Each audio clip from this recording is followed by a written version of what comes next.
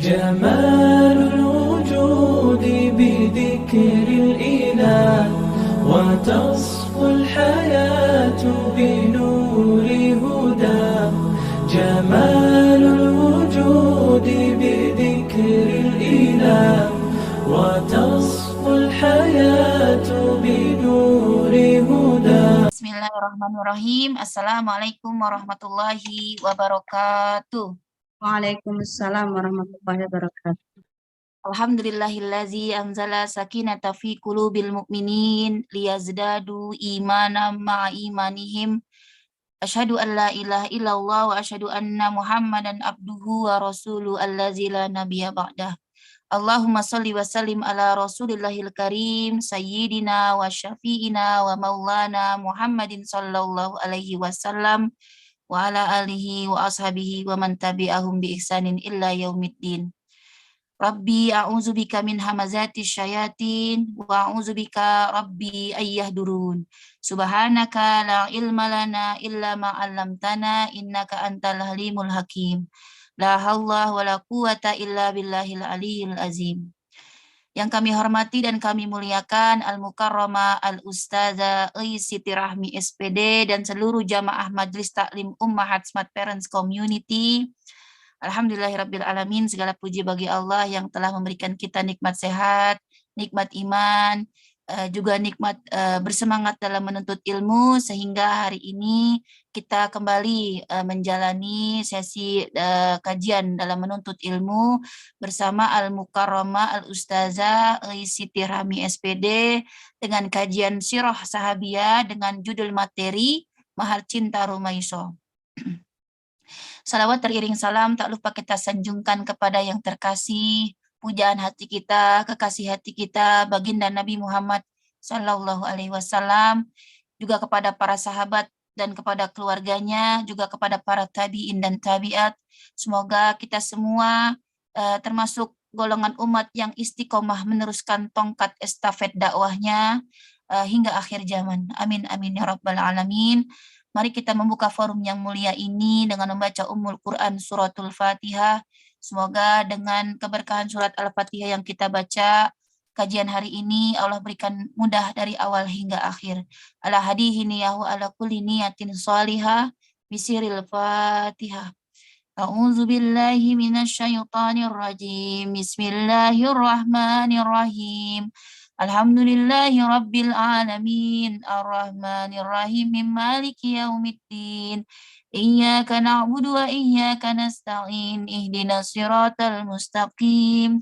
Siratal ladzina an'amta 'alaihim ghairil maghdubi 'alaihim waladdallin.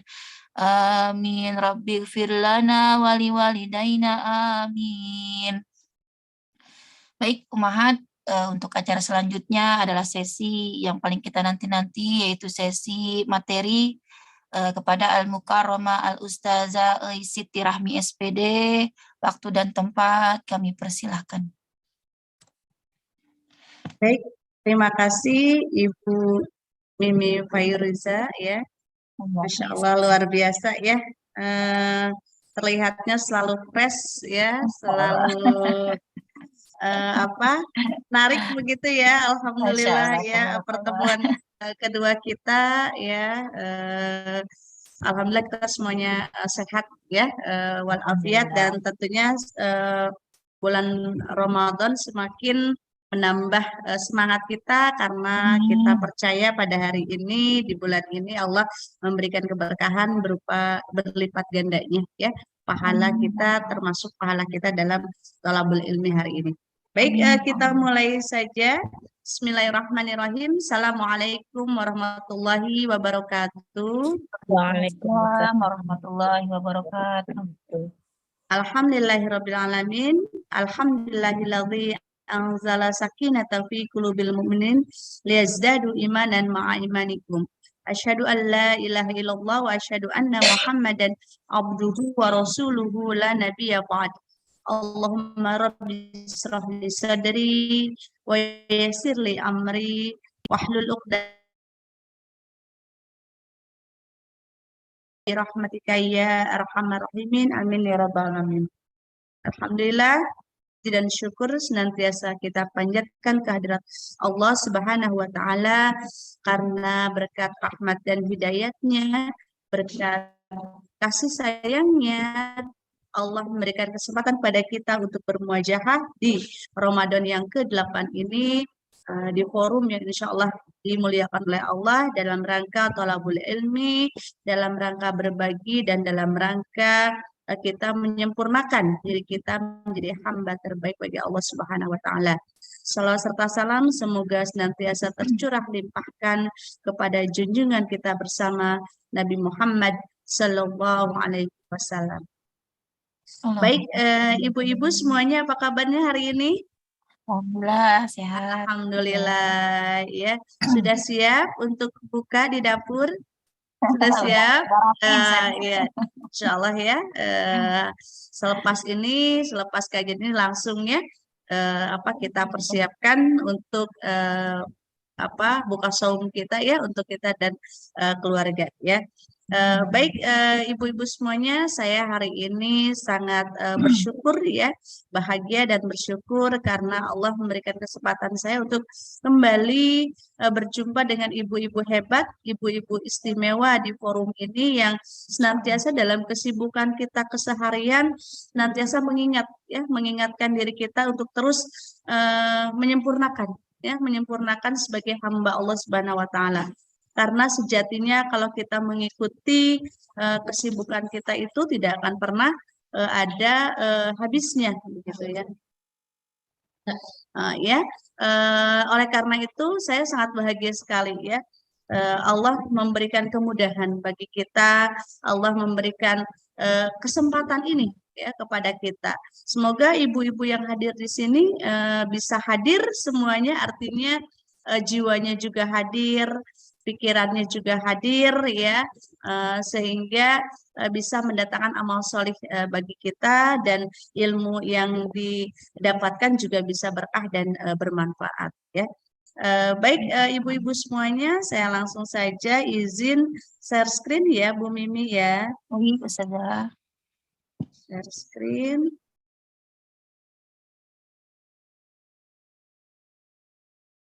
Ya. Baik, kajian kita hari ini mengambil judul Mahar Cinta Rumaisa ya. Nah, tentunya saya berharap dengan adanya judul ini tidak hanya membuat ibu-ibu semuanya juga penasaran ini maksudnya apa ya mahar cinta gitu ya, tetapi juga menjadi pendorong bagi kita bahwasannya masih banyak hal dalam agama kita, ya agama Islam itu yang kita masih belum tahu, begitu ya. Nah, kemudian juga menjadi motivasi bagi kita, kira-kira apa sih pelajaran hidup bagi kita, terutama sebagai seorang muslimah, terkhusus sebagai seorang istri dan ibu, begitu ya, dari kajian kita atau dari judul Mahar Cinta Rumaisa. Kira-kira inspirasi apa yang bisa kita ambil dari kajian itu ya. Nah, insya Allah kita sama-sama belajar, kita sama-sama akan menemukan ya. Nah, seperti biasa nanti Ibu pada saat berjalan jika ada sesuatu hal yang memang kurang berkenan bisa disampaikan, atau juga ibu-ibu semua bisa menundanya, mencatat hal-hal yang memang ingin ditanyakan. Insya Allah 30 menit menjelang akhir kita akan ada forum tanya jawab. Silahkan ibu-ibu di sini bertanya, baik seputar materi hari ini maupun seputar kewajiban kita sebagai muslimah, kewajiban kita sebagai ibu, juga kewajiban kita sebagai istri, begitu ya. Nah, silahkan. Pun jika belum terjawab di forum yang terbatas ini, gitu ya Bu, insya Allah saya tetap buka forum, atau saya tetap buka diri saya. Kemarin sudah ada yang mulai curhat-curhat nih Bu Mimi ya. Alhamdulillah saya bisa memberikan sedikit ilmu saya, tapi mohon maaf ya ibu-ibu kalau curhat, kalau saya low respon berarti sedang banyak agenda, begitu ya. Tetapi insya Allah pasti akan saya respon ya, akan saya balas. Kemudian kalau balasan saya sekiranya tidak memuaskan, saya tidak menutup diri ya bahwasannya masih banyak hal yang belum saya tahu gitu ya.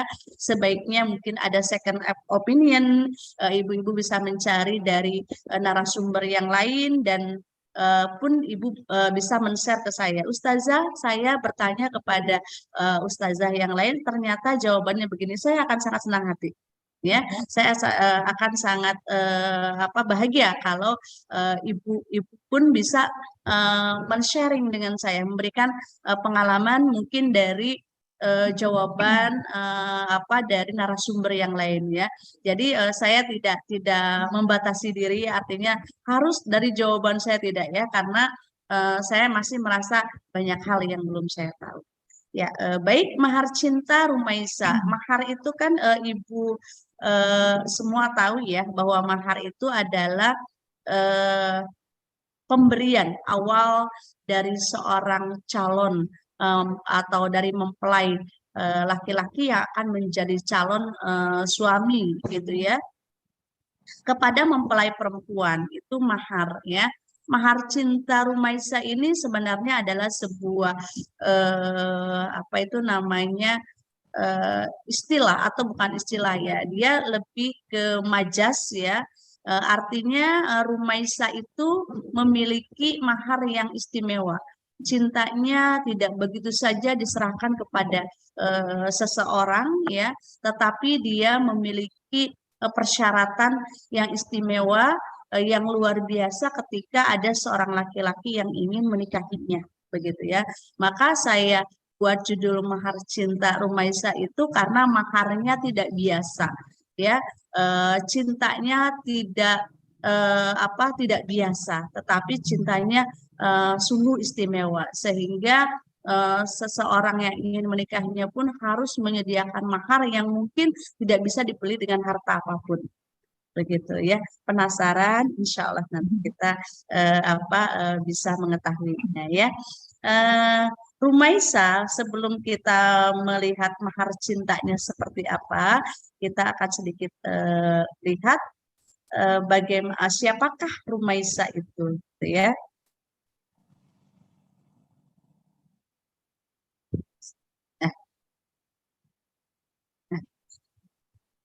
Latar belakangnya atau asal usul bisa dikatakan demikian ya. Rumaisa itu di beberapa artikel dikenal dengan Sulaim.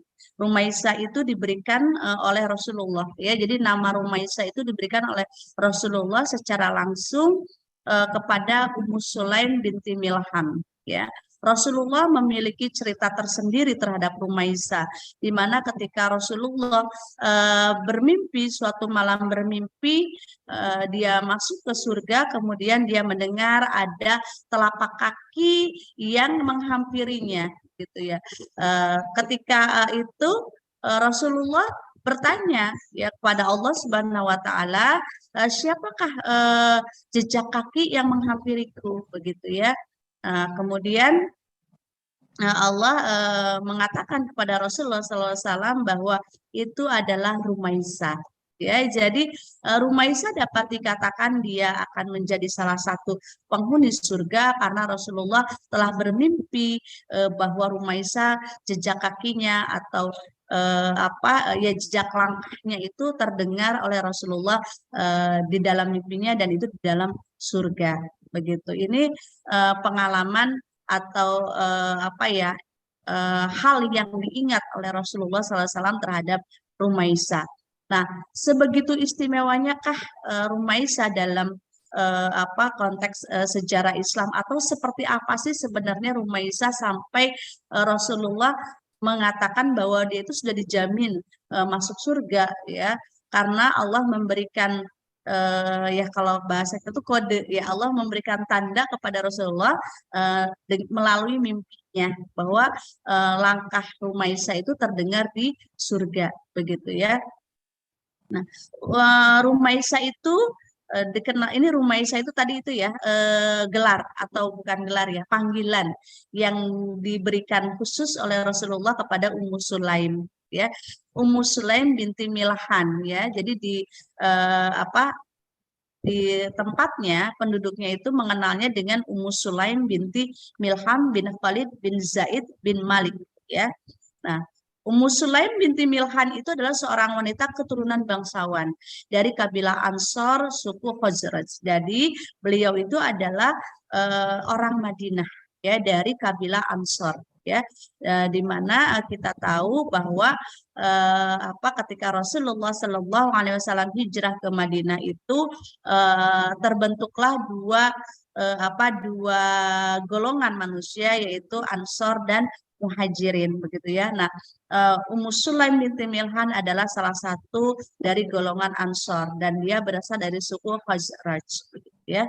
Nah, Ummu Sulaim binti Milhan adalah salah satu wanita sholihah yang memiliki kedudukan istimewa di mata Rasulullah Shallallahu Alaihi Wasallam. Yang seperti saya sampaikan tadi, bahwasannya gelar Rumaisa itu diberikan khusus oleh Rasulullah SAW kepada Ummu Sulaim binti Milhan ya, karena ketakwaan beliau, karena apa yang sudah beliau perlihatkan, sikap dan sifatnya itu betul-betul memperlihatkan keteguhan keimanan dan pengorbanan terhadap Islam begitu ya.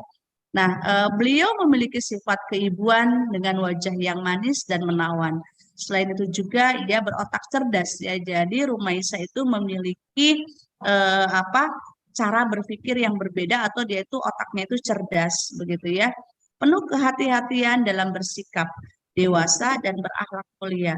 Sehingga dengan sifat-sifatnya itu ya, dia itu bisa, ini saya kepotong dia, bisa menemukan cahaya Islam ya, dengan sifat-sifat yang beliau miliki itulah cahaya Islam itu mudah diterima oleh beliau ya, oleh Ummu Sulaim binti Milhan ya. Sifat-sifat mulia seperti kecerdasan, kesabaran, dan kecerdasan beliaulah yang menurun kepada anaknya, yaitu Anas bin Malik ya. Jadi Ummu Sulaim binti Milhan menikah dengan Anas bin Malik bin Zahra ya, menikah dengan Malik.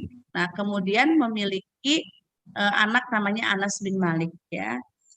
Siapa Anas bin Malik? Anas bin Malik adalah pembantu setia Rasulullah Shallallahu Alaihi Wasallam dan salah seorang sahabat dekat beliau. Ya, Anas bin Malik. Ummu Sulaim merupakan ibu dari Anas bin Malik, satu dari 7 sahabat Rasulullah SAW yang paling banyak meriwayatkan hadis. Nah, nanti di belakang ibu-ibu semuanya akan bisa mengetahui betapa istimewanya Ummu Sulaim ketika dia itu berhasil mendidik dan mencetak generasi sekaliber Anas bin Malik gitu ya. Jadi Anas bin Malik itu dikenal dalam sejarah peradaban Islam sebagai salah satu dari sahabat Rasul yang paling banyak meriwayatkan hadis. Jadi ada 7 sahabat Rasul yang paling banyak meriwayatkan hadis, salah satunya adalah Anas bin Malik. Nah, bagaimana sebenarnya Rumaisa ini mendidik Anas bin Malik sehingga dia itu menjadi salah satu tokoh utama dalam sejarah hadis gitu ya, dalam periwayatan hadis begitu ya. Nanti ibu-ibu insya Allah bisa mengetahuinya di slide berikutnya gitu ya. Nah, ini adalah latar belakangnya ya. Jadi beliau adalah keturunan bangsawan, kemudian memiliki kedudukan istimewa di mata Rasulullah SAW, memiliki otak yang cerdas, hati-hati dalam berbicara dan bersikap, dewasa, berakhlak mulia. Nah, itu ciri-ciri yang dimiliki oleh Ummu Sulaim binti Milhan ya, bin Khalid ya. Nah, demikian latar belakang dari Ummu Sulaim. Nah, kemudian ketika cahaya Islam itu masuk ya, tadi yang seperti saya sampaikan, kecerdasan yang dimiliki oleh Ummu Sulaim, anugerah akal yang dimiliki oleh Ummu Sulaim itu digunakan oleh beliau itu dengan sebaik-baiknya sehingga bisa menghantarkan kepada kebenaran Islam. Cahaya Islam dengan mudah masuk ke dalam diri Ummu Sulaim begitu ya, dan dia bisa akhirnya menginternalisasi ya, mutajasat apa yang ada dalam Islam itu ya ke diri dia, gitu, ke diri Ummu Sulaim itu ya. Nah, di sini katakan ketika dakwah Islam terdengar oleh Ummu Sulaim, segeralah ia dan kaumnya menyatakan keislamannya. Jadi ketika itu ketika Rasulullah Shallallahu Alaihi Wasallam itu membawa Islam begitu ya, kemudian Ummu Sulaim mendengar bahwasannya ada seorang Rasul ya, utusan Allah Subhanahu Wa Taala dan menyampaikan agama baru, agama yang benar yaitu agama Islam, maka Ummu Sulaim dan beberapa dari kaumnya segera masuk Islam. Ini luar biasa ya. Nah, ini ternyata masuk Islamnya itu tidak sendirian, diajak pula lah anaknya, yaitu Anas bin Malik itu ya. Nah, Ummu Sulaim kemudian menawarkan ya kemusliman atau menawarkan Islam kepada suaminya yang ketika itu suaminya masih musyrik ya. Namun di luar dugaan ya, Malik justru marah dan meninggalkannya ini ya. Jadi pengorbanan pertama atau ketegaran, kesabaran luar biasa yang dimiliki Ummu Sulaim yang pertama itu adalah ketika cahaya Islam itu masuk dan dia dapatkan kebenaran itu, dia sampaikan kepada suaminya dan dia mendapati bahwa suaminya itu tidak suka dengan pilihan hidupnya itu.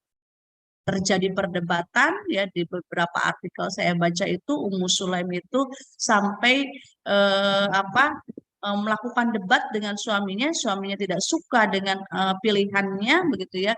Bahkan ada di satu tulisan juga Ummu Sulaim mendapatkan kekerasan begitu ya dari suaminya Malik karena memilih Islam ya. Nah, ibu-ibu sekalian, tentu ini bukan hal yang sepele, ini bukan hal yang mudah ya. Bagaimana kita mempertahankan prinsip dan agama kita dan menyampaikan kepada orang yang selama ini menjadi imam kita gitu. Itu kebayang ya. Kebayang pertarungan batin Ummu Sulaim pada saat itu ya. Pada saat itu anaknya Anas bin Malik masih berusia sekitar 8 tahun gitu ya. 8 tahun dan dia menyaksikan bagaimana ibunya itu mempertahankan akidahnya dan berdebat keras dengan ayahnya atau Malik begitu ya. Nah, Malik tetap pada pendiriannya, tidak mau menerima tawaran dari Ummu Sulaim, bahkan Malik itu akhirnya meninggalkan Ummu Sulaim ya. Nah, demikian ya. Kemudian dikisahkan Malik itu pergi ke Syam dan akhirnya meninggal di perjalanan kalau tidak salah begitu ya. Nah, ini periode pertama ketika Ummu Sulaim mendapati dirinya mendapatkan cahaya Islam dan pengorbanannya itu terlihat ya. Dia mempertahankan agamanya dengan kuat, agama Islam ya, agama kita itu ya Islam ya. Jadi kalau kita mau mengambil inspirasi yang pertama jelas ya, pada masanya Ummu Sulaim begitu kokohnya ya mempertahankan agama sampai dia mau rela ditinggalkan oleh suaminya yaitu Malik. Dan perlu ibu-ibu ketahui bahwa Malik dan Ummu Sulaim itu menikah kedua-duanya dalam rasa cinta, tidak ada paksaan dari manapun. Dan Malik itu memenuhi seluruh kebutuhan Ummu Sulaim. Jadi pada posisi itu sebenarnya Ummu Sulaim sudah dalam posisi zona nyaman sebagai seorang ibu dan istri. Seluruh kebutuhan hidupnya dipenuhi. Bayangkan ya, ketika sudah terpenuhi apa yang dia menjadi hak bagi dia, tiba-tiba memiliki pilihan baru dan suaminya itu pergi dan tidak mau lagi menjamin hidupnya. Itu kan bukan pilihan yang mudah ya ibu-ibu ya, hal seperti itu. Nah, tetapi keteguhan iman, kekuatan iman yang dimiliki oleh Ummu Sulaim itu memberikan pengaruh besar kepada dia dan dia membiarkan suaminya meninggalkan dirinya dan anaknya dan tidak mau menjamin kehidupan dirinya dan anaknya lagi. Dia pasrah tawakal kepada Allah karena dia yakin bahwa pilihannya itu adalah pilihan yang benar. Ya. Kemudian ujian keimanan yang kedua itu adalah ketika seorang laki-laki bernama Abu Thalha berusaha untuk menikahinya, gitu ya. Abu Thalha itu adalah seorang saudagar besar, ya kalau sekarang mungkin konglomerat ya, konglomerat yang dia itu memiliki harta yang luar biasa, melimpah gitu ya. Dia melihat Ummu Sulaim adalah seorang wanita yang tidak biasa, memiliki kecerdasan dan memiliki karisma yang besar begitu ya. Abu Thalha berusaha untuk menikahinya dan menawarkan mahar yang mewah serta harta yang banyak. Tetapi sekali lagi Ummu Sulaim tidak goyah ya. Ummu Sulaim tidak goyah keimanannya sekalipun beliau tidak tergoda dengan kenikmatan dunia yang ditawarkan oleh Abu Thalha. Ini ya, ini ujian keimanan yang kedua yang bisa dilewati oleh Ummu Sulaim ya.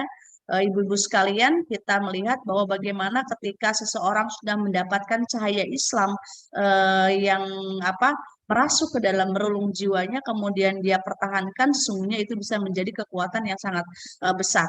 Apapun yang ada di depannya adalah hal yang kecil karena dia sudah memiliki sesuatu yang amat besar, yaitu Islam ya, yaitu Allah Subhanahu wa taala.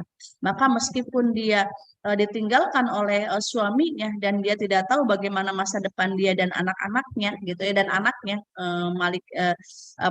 Anas bin Malik itu, tapi dia tidak gentar gitu ya. Pun ketika sudah beberapa waktu berjalan begitu ya, beberapa tahun berlalu, datang seseorang yang sangat kaya kembali menggoda keimanannya dengan harta yang mewah dan melimpah yang akan diberikan sebagai mahar pernikahannya, dia tetap dalam pendirian dan kemuslimannya gitu ya, tidak serta-merta menerima ajakan menikah dari Abu Thalha begitu.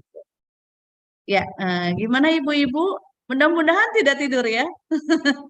Bulan Ramadan, bulan Ramadan biasanya jam segini tuh kritis ya, kritis. Mata itu udah 5 watt, saya juga kalau nggak ngisi kayaknya juga udah lep-lep gitu ya. Luar biasa ya. Tapi begitulah ya, ketika kita isi waktu-waktu kita dengan hal yang bermanfaat, ya insya Allah mudahkan urusan kita yang lain. Karena saya percaya ya ibu-ibu semuanya, kan kalau menurut logika kita harus nyiapin buka begitu ya, harus mengerjakan pekerjaan rumah, harus ini, harus itu begitu ya. Tapi kita mengutamakan hak Allah, kita mengutamakan Allah, Allah akan permudah urusan kita. Lihat nanti tiba-tiba langsung, oh iya ya masak ini aja deh yang mudah, oh iya ya gitu, keluarga nerima apa yang kita masak itu apa ya, jalannya itu memang begitu gitu ya. Saya sendiri pengalaman gitu ya ibu-ibu, saya tuh seminggu ini banyak banget agenda ya, ini itu begitu ya, tapi ketika kita berusaha secara ikhtiar kita menulis agenda kita, apa yang harus kita kerjakan terlebih dahulu, apa yang kita pending begitu ya, mana yang maksudnya yang ini hari apa harus kita kerjakan, deadline-nya bagaimana gitu ya. Tapi dengan sebuah catatan, kita mengutamakan hak Allah, kita dahulukan kewajiban kita kepada Allah, insya Allah beres ya, insya Allah persoalan-persoalan dunia itu nggak ada apa-apa. Kenapa? Karena waktu itu yang memiliki Allah, arah kesempatan yang memiliki Allah ya, karena kemudahan berasal dari Allah gitu ya. Nah, kemudian kalau kita juga melihat bahwasannya kalau kita punya alasan yang banyak alasan untuk meninggalkan thalabul ilmi misalnya begitu ya, sebenarnya itu adalah hal yang percuma ya. Kita lihat begini, orang sibuk misalkan jadi ibu rumah tangga sibuk, kenapa tidak mau tolabul ilmu, saya sibuk dengan urusan rumah saya. Tetapi ketika seseorang tetap menjadi ibu rumah tangga dan kemudian dia tetap ngaji, tetap memilih ikut kajian dimanapun gitu ya, dia tetap kan peran dia sebagai ibu rumah tangga dia bisa laksanakan, dan dia kewajiban mengaji juga bisa dilaksanakan.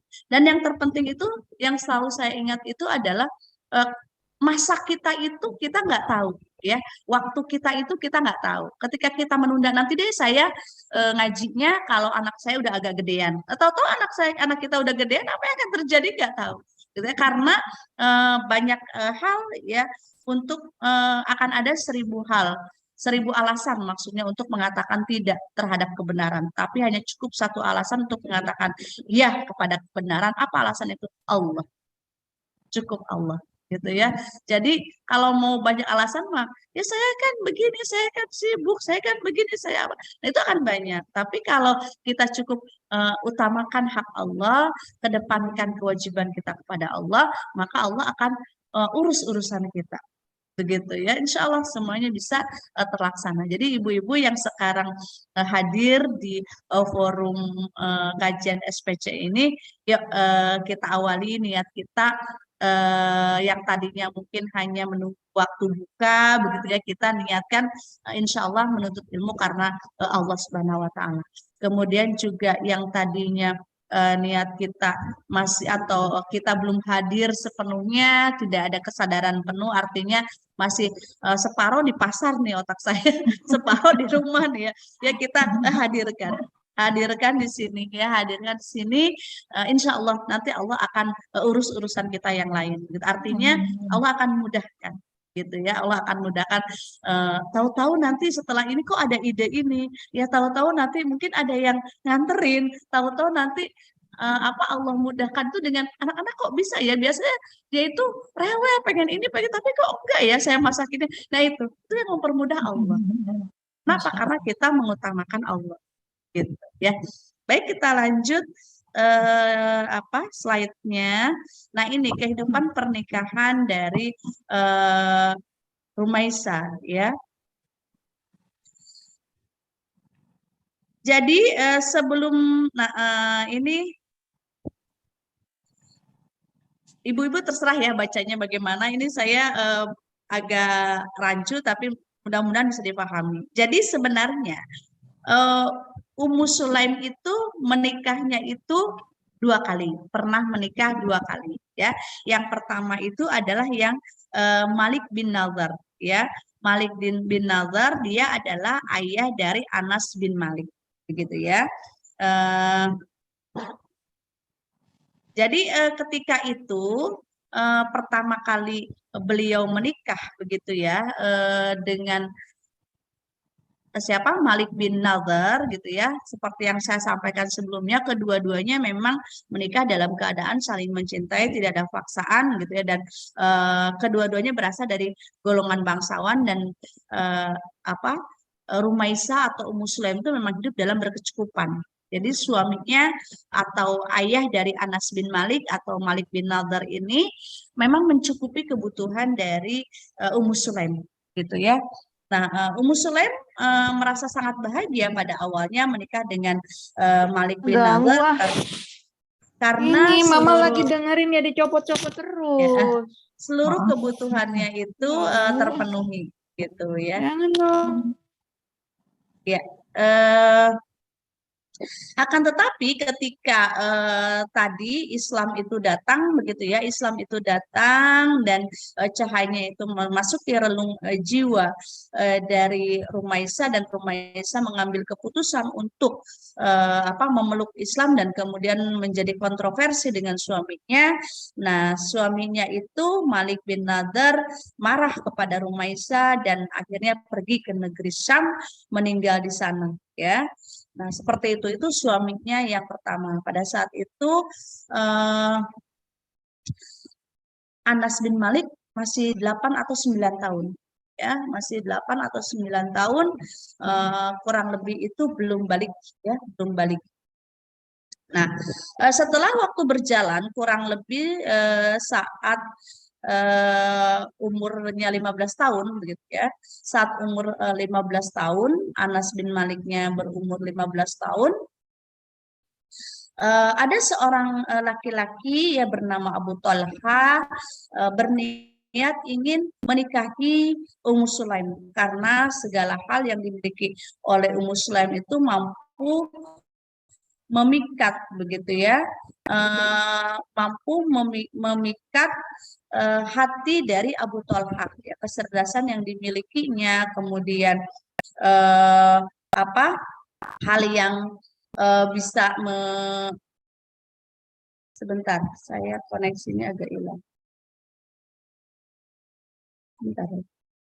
Saya masih nyambung nggak ya? Maaf. Iya, Ustazah. Nyambung, Ustazah. Masih, Ustazah. Masih ya?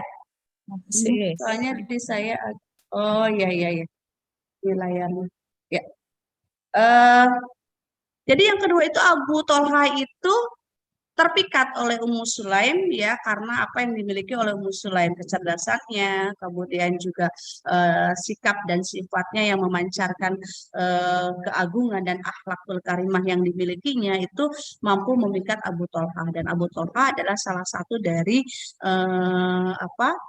konglomerat ya atau pengusaha pada masa itu ya. Nah, Abu Talha itu menawarkan kepada Ummu Sulaim apapun yang diinginkan oleh Ummu Sulaim. Jadi dia bertanya, mau mahar apa begitu ya? Mau mahar apa? Saya bisa memberikan kamu apa saja. Saya bisa memberikan apapun yang kau minta begitu ya. Nah, kenapa? Karena harta saya banyak ya. Nah, sebagai seorang wanita yang memiliki keteguhan iman yang kuat, ya, Rumaisa ini tidak tergoda. Kenapa? Apa yang membuat Rumaisa tidak mau bergeming dan tidak mau menjatuhkan pilihan kepada Abu Talha? Karena Abu Talha itu musyrik, ya, dan Rumaisa menolak pinangan tersebut, ya, menolak pinangan Abu Talha. Itu kedatangan yang pertama. Kurang lebih Abu Talha itu datang sampai 3 kali, ya, untuk meminang Rumaisa. Nah, Anas bin Malik pada saat itu usianya sekitar 15 tahun, gitu ya.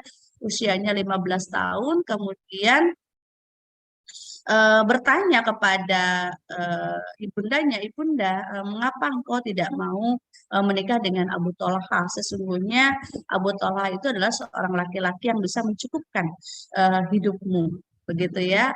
Artinya Anas bin Malik ini sangat peduli terhadap ibunya. Nah, ini ya inspirasi berikutnya itu ya. Jadi pada saat Anas bin Malik usia 8 tahun tadi ya, ketika dia ditinggalkan oleh ayahnya Malik bin Nadhr, itu ibunya itu tidak patah arang ya, ibu semuanya. Dia tahu bahwasannya dia hanya punya siapa? Ya, punya siapa, Bu? Punya anaknya, ya, betul, punya Allah. Dia hanya punya Allah karena penjamin hidupnya selama ini yang memberikan dia makan, yang memenuhi kebutuhan hidupnya itu meninggalkan dia kan, ayahnya Anas bin Malik gitu ya. Tapi karena dia yakin dengan pilihan hidupnya itu benar, ya, dia menitipkan Anas bin Malik yang masih berusia 8 tahun kepada Rasulullah. Wahai Rasulullah, saat ini hidup saya tidak memiliki apapun kecuali engkau ya dan Allah Subhanahu wa taala.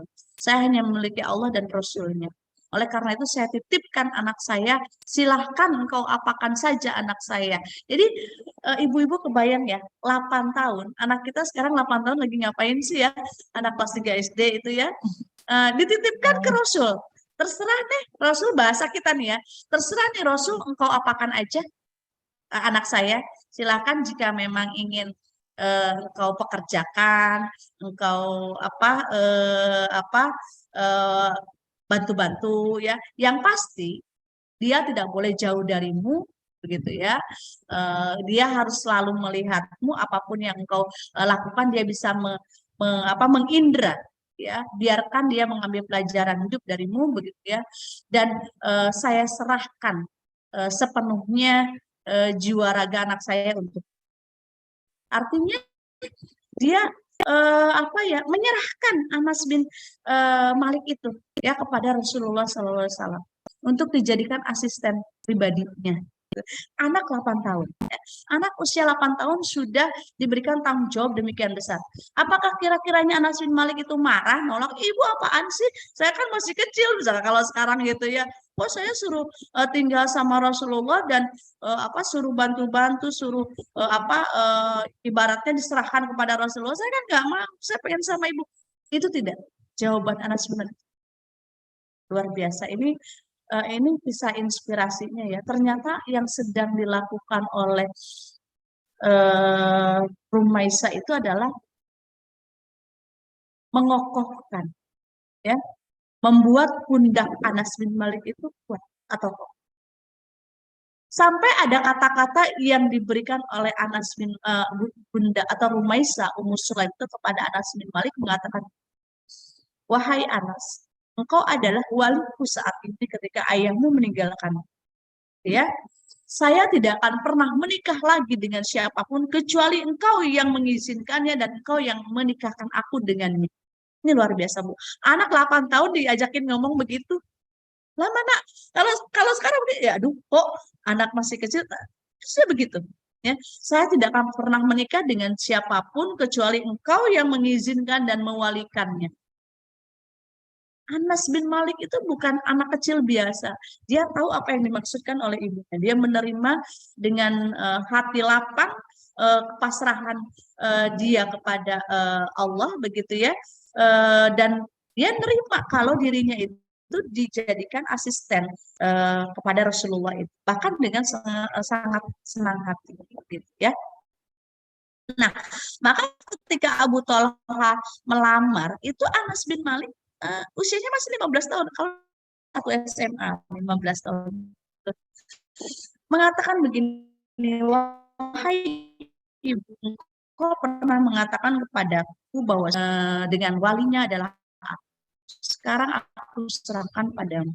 Jika engkau ingin menikah dengan Abu Thalha, menikahlah, sesungguhnya dia bisa memenuhi kebutuhan hidup gitu ya.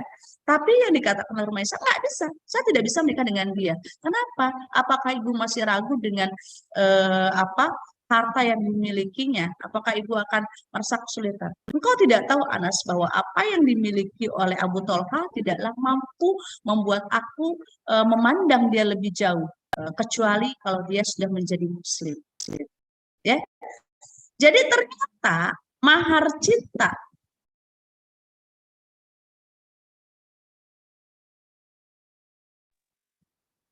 Terputus ya, Ustazah. tadi kelempar ya. Jadi ternyata ibu-ibu sekalian, mahar yang diminta oleh Rumaisa itu adalah kemusliman. Jadi dia hanya mau menikah dengan Abu Thalha itu dengan syarat bahwasannya Abu Thalha harus masuk Islam. Begitu, ya. Datang Abu Thalha untuk kedua kalinya, Ummu Sulaim masih tetap dalam pendiriannya. Saya tidak bisa menerima kamu kecuali kamu dalam keadaan muslim. Begitu ya. Nah, kemudian juga dia pulang lagi Abu Thalha, ya ini perempuan kok kekeh amat begitu ya. Nah, kemudian setelah berpikir dengan lama begitu ya, kemudian dia kembali tetapi dia tidak kepada Rumaisa, tapi dia kepada Rasulullah SAW, gitu ya. Wahai Rasulullah, sesungguhnya aku ingin melamar Ummu Sulaim, tetapi dia tetap dalam pendiriannya. Lalu Rasulullah mengatakan, maksudmu apa begitu ya? Nah, saat ini juga saya nyatakan bahwa saya bersaksi tidak ada Tuhan selain Allah dan engkau adalah utusan Allah. Ternyata di hadapan Rasulullah SAW Tolhah ya, Abu Tolhah maksudnya masuk Islam. Nah, akhirnya Abu Tolhah minta diantar oleh Rasulullah untuk kali ketiganya melamar Rumaisah, begitu ya. Nah, Abu Rasulullah ke rumah Rumaisah, begitu dia Rumaisah mengetahui Rasulullah datang bersama Abu Tolhah, begitu ya. Rumaisah mengatakan kepada Rasulullah, sesungguhnya bagaimana siapapun yang dia bawa, gitu ya, saya tidak akan pernah menerimanya kecuali dia dalam keadaan Muslim. Rasulullah tersenyum dan mengatakan kepada Rumaisah, wahai Rumaisah, sesungguhnya Abu Tolhah telah memenuhi mahar yang kau inginkan, gitu ya. Nah, maharnya itu adalah kemusliman. Ya tentu ini mengharukan ya, momen yang mengharukan bagi Ummu Sulaim. Ternyata calon suaminya Abu Tolhah itu mau masuk Islam ya, dan melamar ya, menikahinya sudah dalam keadaan muslim. Nah, tentu kabar gembira ini disampaikan kepada Anas bin Malik ya, sebagai wali dari Ummu Sulaim ya. Anas bin Malik tentu sangat bahagia ya, sangat bahagia dengan pilihan ibunya, begitu ya, dan dia pun menanyakan beberapa hal kepada Abu Tolhah, begitu ya, mengenai bagaimanakah jaminan yang akan diberikan Abu Tolhah terhadap kehidupan dunia dan akhirat dari Abu Tolhah itu kepada Rumaisah. Ini luar biasa ya. Jadi orang yang sudah dewasa ya diinterview sama anak 15 tahun. Gitu ya, kurang lebih begitu. Diinterview sama anak yang 15 tahun, sudah susah 3 kali datang ya, udah muslim tetap ditanya sama Anas bin Malik di interview, apa yang kau akan lakukan, sampai detail, sampai Anas itu memastikan ibunya itu akan mendapatkan kebahagiaan di dunia dan di akhirat bersama laki-laki ini. Ini luar biasa. Anak 15 tahun sudah melakukan fit and proper test terhadap calon suami ibunya. Itu generasi luar biasa gitu ya. Kalau kita berkaca pada hari ini, ini sangat jauh ya.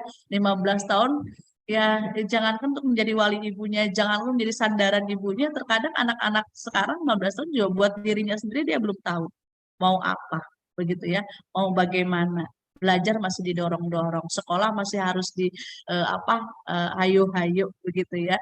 Nah, ini adalah kemungkinan karena memang kaum muslimin sudah jauh dari syariat Islam, sehingga para orang tua sulit mendidik anaknya dalam kacamata Islam atau menggunakan prinsip-prinsip Islam pun begitu, negaranya tidak menjamin ya, tidak menjamin ibu-ibu ini mendapatkan kecerdasan, ibu ini mendapatkan ilmu dan pengetahuan bagaimana dia mendidik anaknya, pun tidak ada sistem yang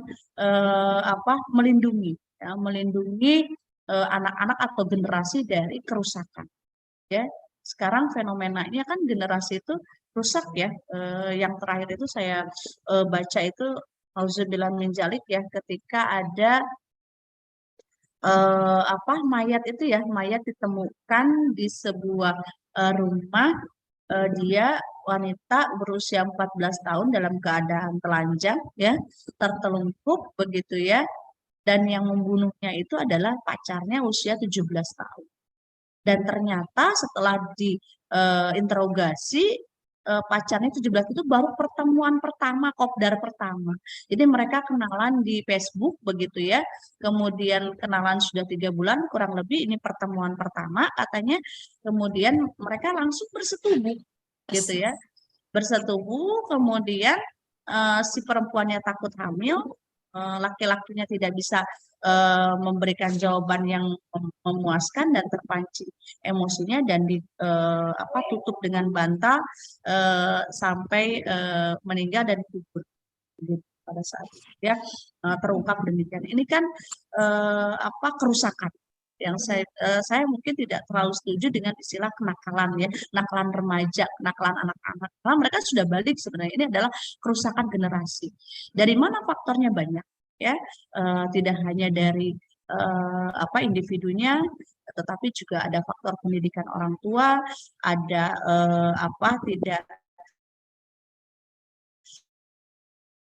tidak teraturnya pendidikan begitu, dan juga bagaimana peran masyarakat dan negara yang seharusnya juga menopang kualitas generasi ini. Ya mungkin nanti ada bahasan tersendiri gitu ya Bu Mimi ya, faktor-faktor yang menyebabkan kerusakan generasi dan bagaimana solusi sebenarnya Islam memandang. Ini hanya sedikit pembanding bahwa kualitas generasi saat ini sangat jauh ya. Mengambil figur Anas bin Malik ini disandingkan dengan generasi saat ini jauh ya. 15 tahun Anas bin Malik sudah bisa menjadi wali dari ibunya, dan dia bisa memastikan kehidupan ibunya itu dunia dan akhirat. Ini kan sesuatu banget, luar biasa banget kalau kata anak-anak sekarang ya. Jadi singkatnya Ummu Sulaim itu pernah menikah dengan ayah dari Anas bin Malik. Kemudian yang kedua itu adalah Abu Tolha. Nah, Abu Tolha ya, seperti yang saya sampaikan ya kepada ibu-ibu, kita harus mengejar akhirat ya. Kalau kita mengejar akhirat ternyata dunianya dapat. Ya, ini contohnya ya. Rumaisa itu cerdas luar biasa. Dia mengejar akhirat dengan mensyaratkan Abu Tolha untuk menjadi muslim sebagai mahar pernikahannya, kemuslimannya. Ternyata yang dia dapat apa? Dunia dan akhirat kan. Ya, Abu Tolha menjadi muslim begitu ya. Dia mendapatkan pahala jariah karena menyebabkan seseorang mendapatkan cahaya Islam begitu, dan dia juga mendapatkan dunia. Dunianya apa? Ya jelas kalau Abu Tolha sudah menjadi suaminya, seluruh hartanya akan menjadi miliknya juga gitu. Ini luar biasa. Coba kalau dari awal diterima tanpa menjadi muslim, ya itu dia tidak akan mendapatkan akhirat. Ya mungkin dunia dia dapatkan ya, harta melimpah, kebahagiaan secara materi dari suaminya, tapi di akhiratnya dia tidak akan pernah bisa bertemu dengan suaminya karena berbeda tempat pulangnya gitu ya. Dan kemudian juga difahami bahwa seorang muslimah tidak boleh menikah dengan laki-laki musyrik begitu ya. Laki-laki yang kafir itu tidak boleh begitu ya, adalah sebuah dosa besar gitu ya, yang didapat bukan kebahagiaan akhirat tetapi malah dosa begitu ya. Lanjut, ini ya. Ini mahar cintanya ditegaskan lagi. Ketulusan hati Ummu Sulaim benar-benar telah mengharukan relung-relung hati Abu Tolha. Ummu Sulaim hanya akan mau dinikahi dengan keislamannya tanpa sedikit pun tergiur oleh kenikmatan yang dia janjikan. Wanita mana lagi yang lebih pantas menjadi istri dan ibu asuh anak-anaknya selain Ummu Sulaim ya. Hingga tanpa terasa di hadapan Rasulullah SAW, lisan Abu Tolha basah berulang-ulang dengan kalimat, saya mengikuti ajaran Anda, wahai Rasulullah. Saya bersaksi bahwa tidak ada ilah yang berhak diibadahi kecuali Allah, dan saya bersaksi bahwa Muhammad adalah utusan Allah. Jadi ternyata keteguhan keimanan, ketulusan hati Ummu Sulaim itu benar-benar masuk ke dalam relung jiwa Abu Tolha. Dia di rumah terus memikirkan prinsip ya yang dimiliki oleh Ummu Sulaim, dan dia pergi menghadap Rasulullah. Dia mengatakan apa yang terjadi, dan ternyata semakin dia pikirkan, dia semakin terbayang dan semakin bisa melihat kualitas dari Ummu Sulaim. Seorang perempuan sedemikian teguhnya memegang suatu prinsip. Ini harus menjadi pilihan saya. Ini akan menjadi ibu dari anak-anak saya. Karena Abu Tolha pada saat itu sudah memiliki beberapa anak. Begitu ya. Kayak gini nih bahasa kita sekarang. Kayak gini nih yang susah dicari. Ini nih yang bisa jadi ibu anak-anak saya. Coba kalau ibunya punya perangai buruk. Saya nggak kebayang anak saya sehari-hari bersama ibunya begitu, dan dia akan mencontoh. Ya. Dan menurut teori psikologi juga ya ibu-ibu, bahwasannya ternyata nih ya, ini rahasia para perempuan ya, bahwasannya kecerdasan seorang anak itu diwariskan dari ibu. Ya, ibunya menyumbang lebih dari 80% kecerdasan kepada anaknya. Jadi kalau ada anaknya yang cerdas itu, yang berhak mengklaim itu, ini siapa nih yang nurunin? Ibunya.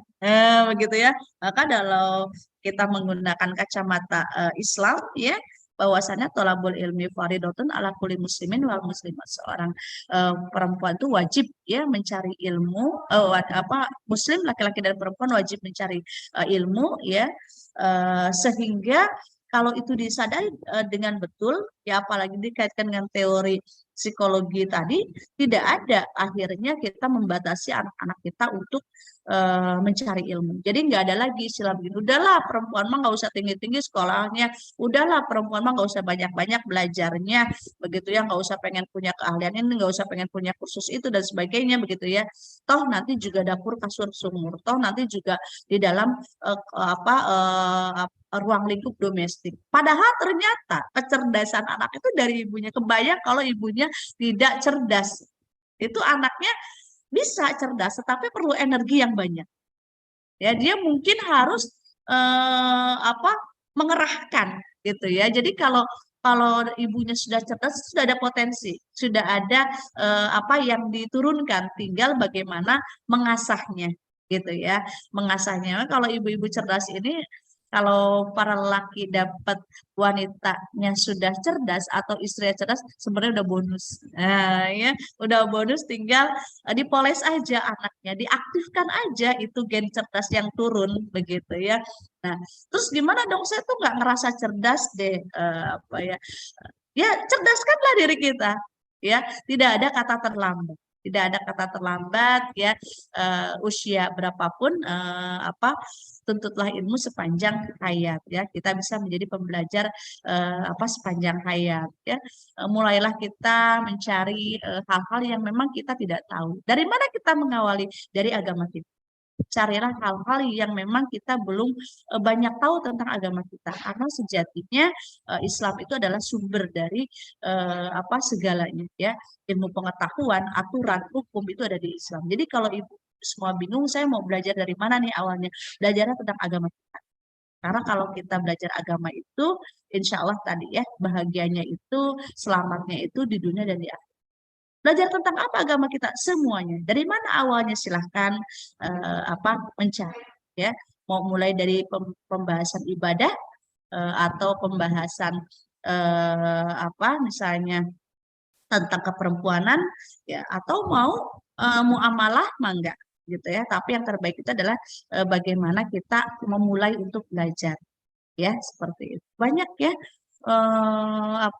kalau kita lihat ya, Islam sebagai ideologi itu tidak hanya mencakup masalah ibadah makhluk, tapi juga ada persoalan hubungan antar manusia, ada muamalah, ada ukubat yang banyak kita belum tahu ya, apalagi seiring dengan perkembangan teknologi saat ini, muamalah di antara manusia juga berkembang.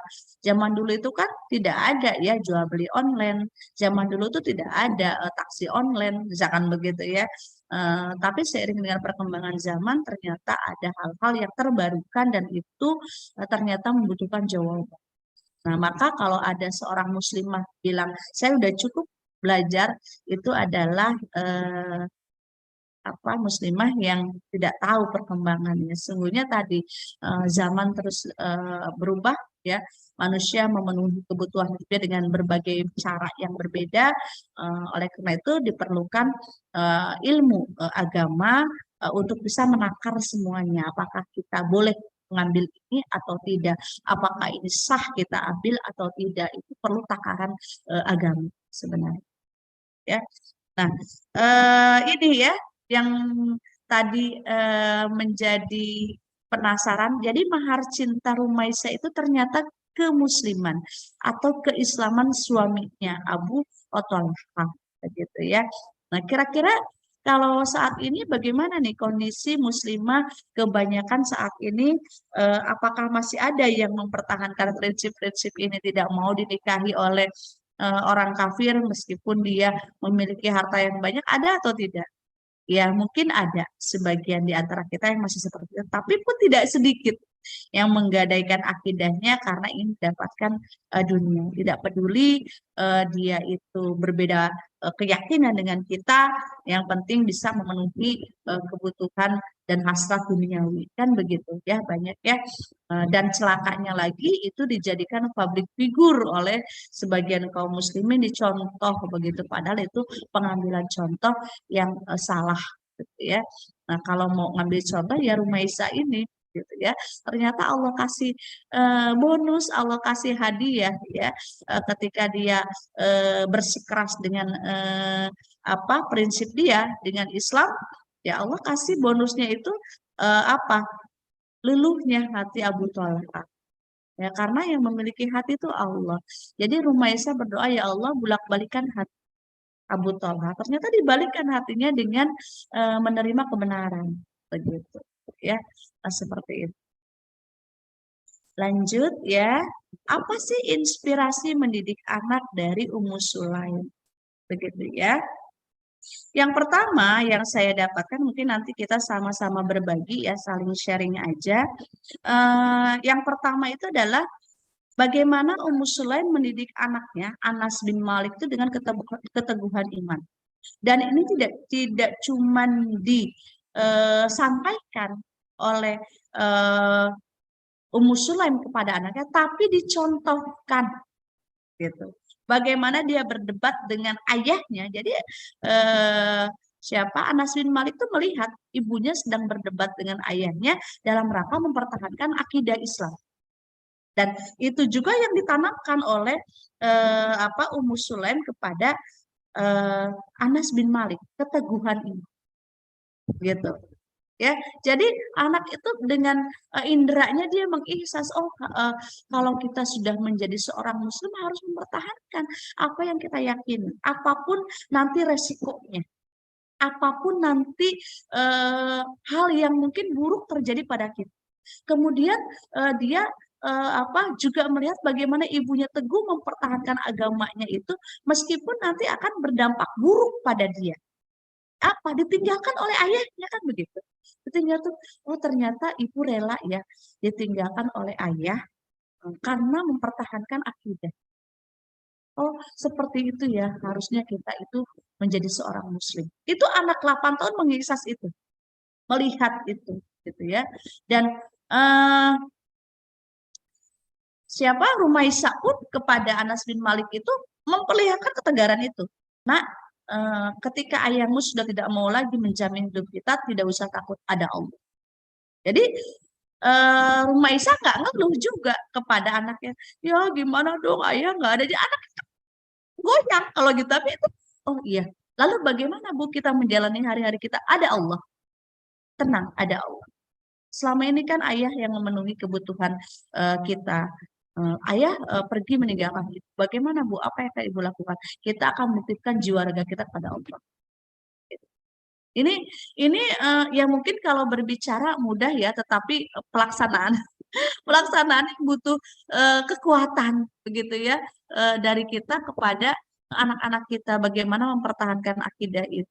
Ya, banyak di antara anak-anak kita yang sudah lulus kerja, ya sudah lulus kuliah, kemudian dia melamar kerja, tidak sedikit yang akhirnya menggadaikan akidahnya atau setidaknya melanggar hukum syara ya, kalaupun tidak menggadaikan akidah, misalnya membuka auratnya gitu ya, tidak boleh menutup aurat, tidak boleh pakai kerudung kalau mau kerja di sini, tapi gajinya 3 digit 2 digit ya, akhirnya diterima.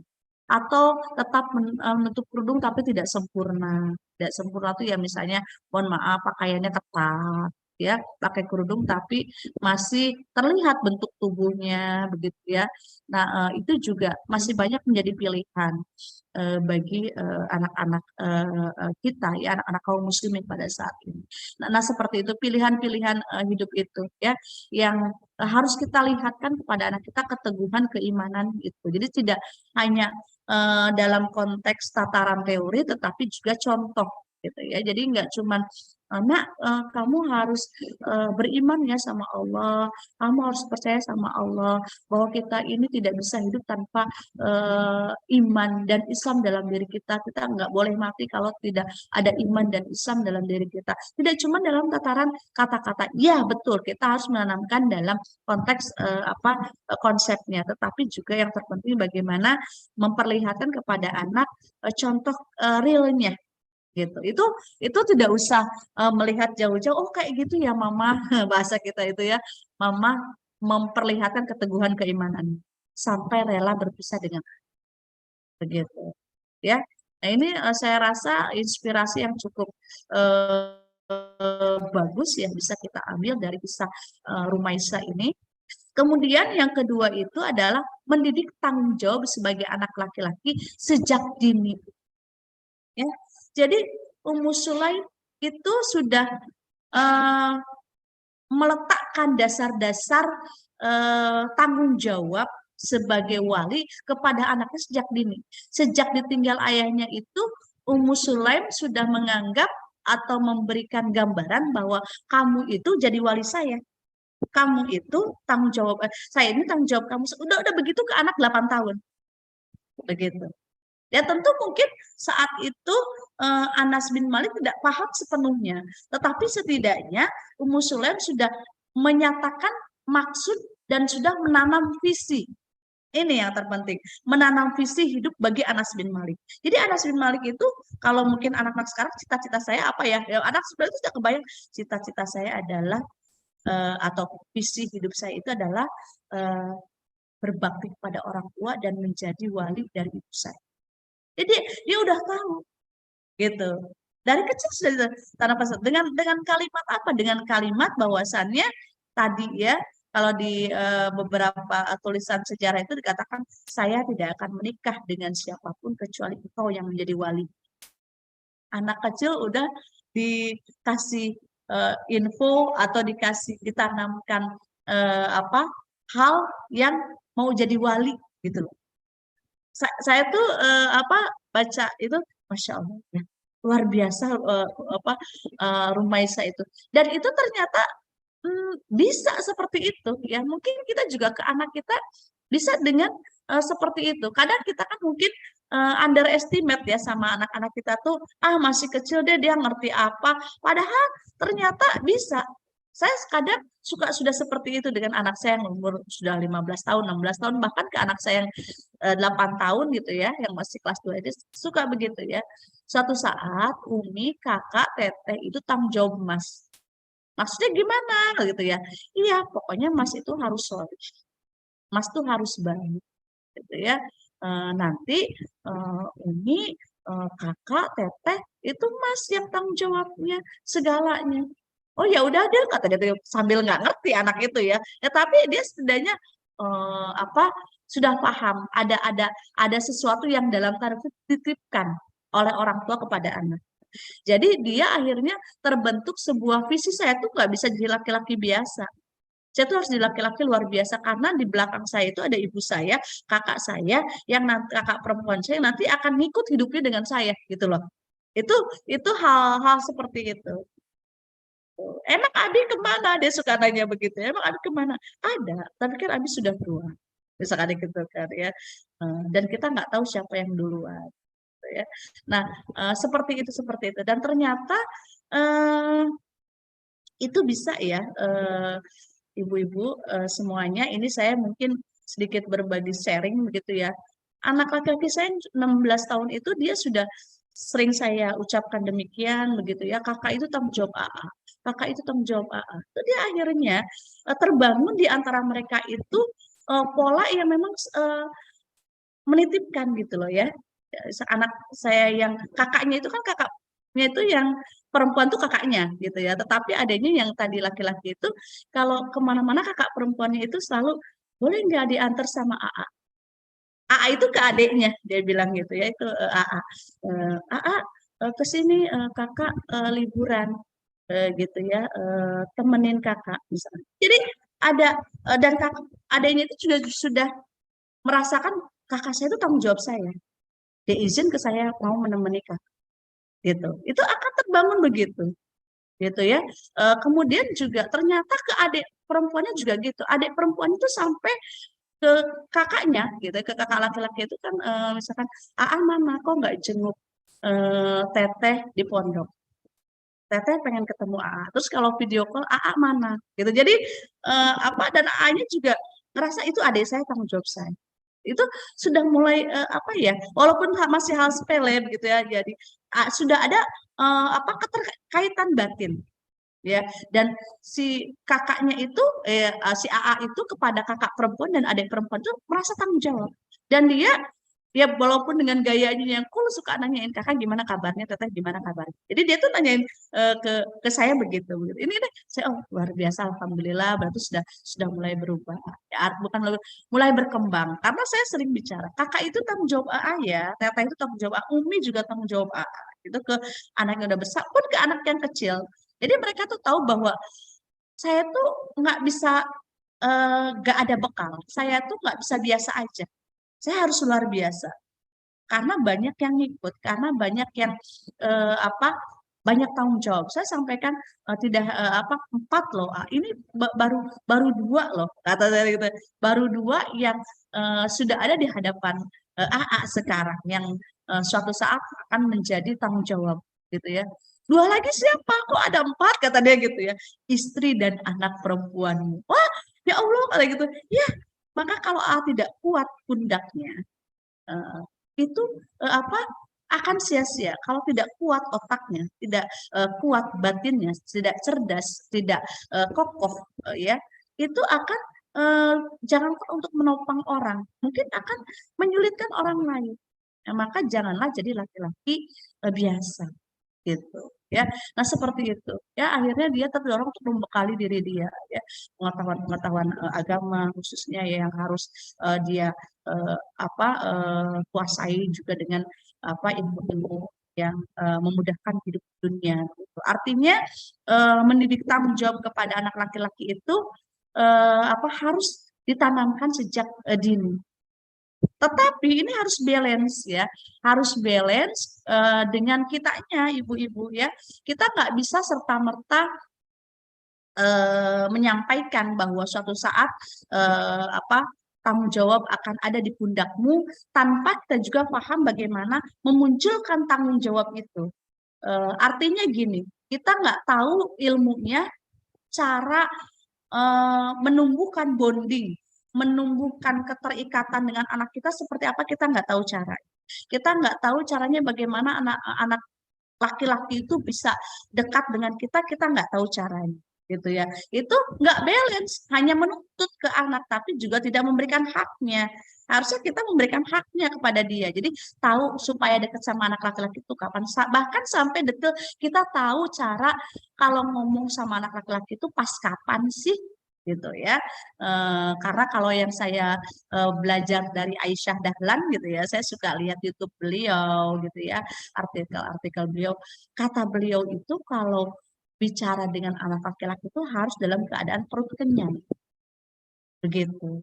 Itu saya adopsi, oh iya ya, karena kalau dia lapar itu nggak akan didengar. Dan bicara kepada anak laki-laki itu tidak perlu berteriak-teriak, tetapi dengan nada yang menekankan, tapi diulang-ulang begitu. Beda kan kalau perempuan ngomong sama anak perempuan gitu ya. Kalau anak laki-laki tuh lebih lebih apa ya? Lebih biasanya lebih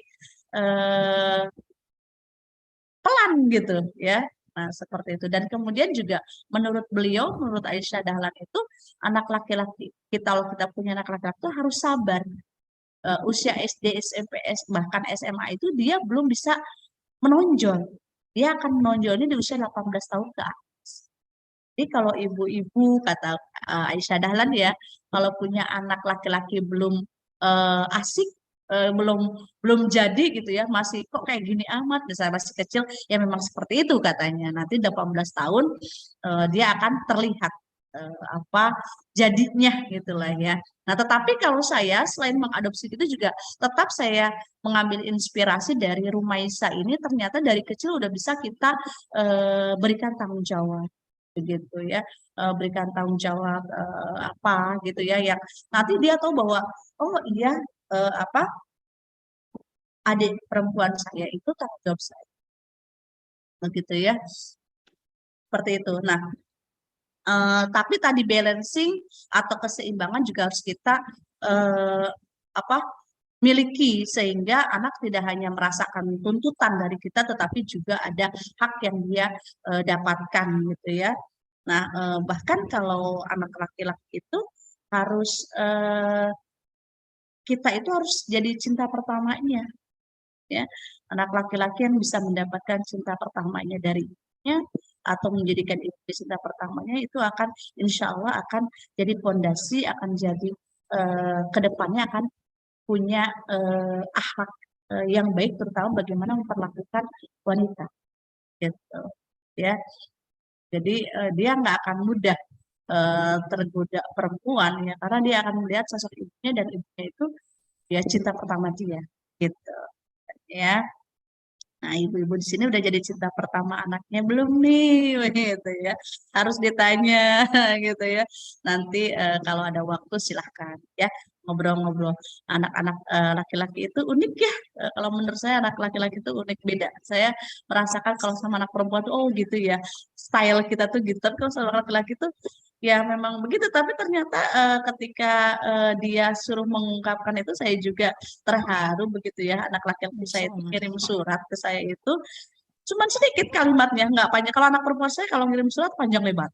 Ya, tapi kalau anak laki-laki itu cuman selembar juga enggak, tapi kalimatnya itu Umi adalah cinta pertama AA. Kayak gitu, jadi gitu kok, Masya Allah, itu kalimatnya cuma begitu aja juga jadi, aduh, Masya Allah, dalam banget gitu ya. Nah itu apa berarti sudah dapat, kita sudah dapat hatinya, ya.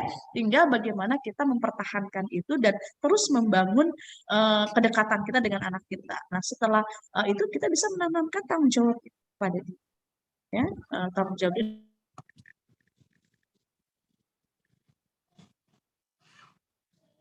Hilang ya? Hilang. Hilang. Hilang. Iya, Terpental kali. Ya Allah, Masya Allah ya. Kita dapat masukan baru nih teman-teman. Masya Allah, luar biasa. Jadi PR nih jadinya harus memperbaiki hubungan lebih manis dan romantis kayaknya mana anak kita nih. Masya Allah. Makanya fungsinya kita ngaji tuh gini ya Umahat ya. Fungsinya kita menuntut ilmu tuh begini. Karena pasti kita dapat sesuatu yang harus, yang membuat kita tuh tersadar bahwa oh ternyata banyak yang harus kita perbaiki ya. Jadi makin belajar tuh bukan merasa cukup, justru jadi merasa kurang gitu kan. Kalau kita nggak belajar kita merasa baik-baik aja hidup kita gitu kan. Tapi dengan belajar, kemarin belajar yang ini, kosong kita di sini, oh kurang kita di sini, sekarang belajar ini, oh ternyata kita belum terlalu baik nih hubungan sama anak perempuan, laki-laki kita belum terlalu manis. Sudah masuk lagi Ustazah? Ya, Masya Allah di godaannya ya Allah, sedikit lagi nih ya. Siap Ustazah. Kayaknya sinyalnya juga ini sudah mulai lelah nih. Ya, dikit lagi, ini slide terakhir.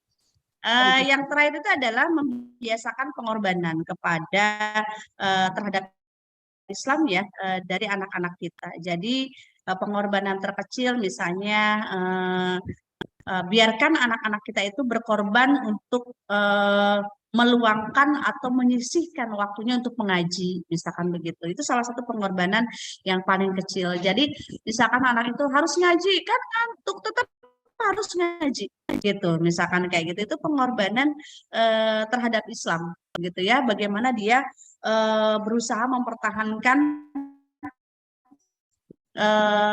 Islamnya, diri dia sebagai seorang Muslim, ya. Itu harus dibiasakan. Ya.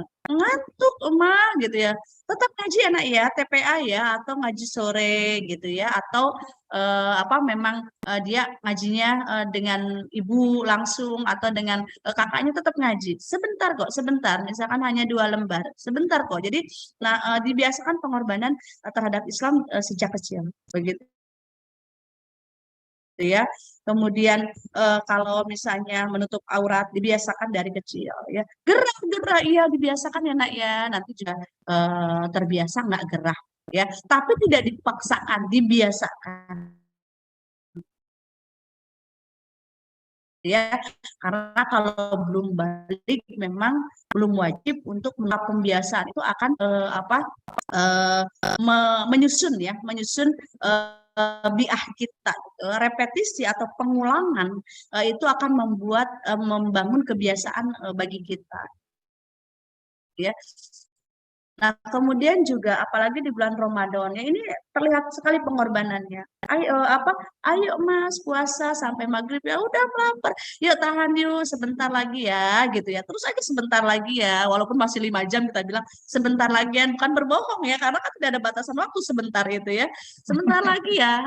Kemudian kita juga ceritakan bagaimana orang-orang terdahulu itu puasa itu tetap perang. Tapi juga harus balance ya kalau yang masih kecil-kecil dan masih belajar puasa, yuk ada istilah ngabuburit begitu ya, ngabuburit kemana yuk gitu ya kita ajak. Nah itu pengorbanan sejak dini. Akhirnya dia paham bahwa menjadi seorang muslim yang sempurna itu butuh pengorbanan dan pengorbanan itu akan menjadi pahala meskipun lelah gitu ya, akan bernilai pahala kalau kita ilah ya hanya berharap Allah Subhanahu wa taala.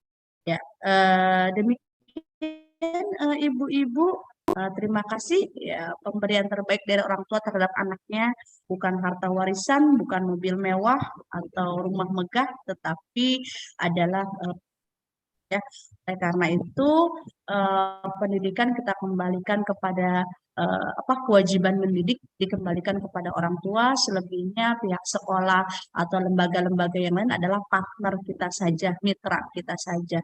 Tetapi tanggung jawab sepenuhnya sebenarnya Allah akan mintakan kepada setiap orang tua.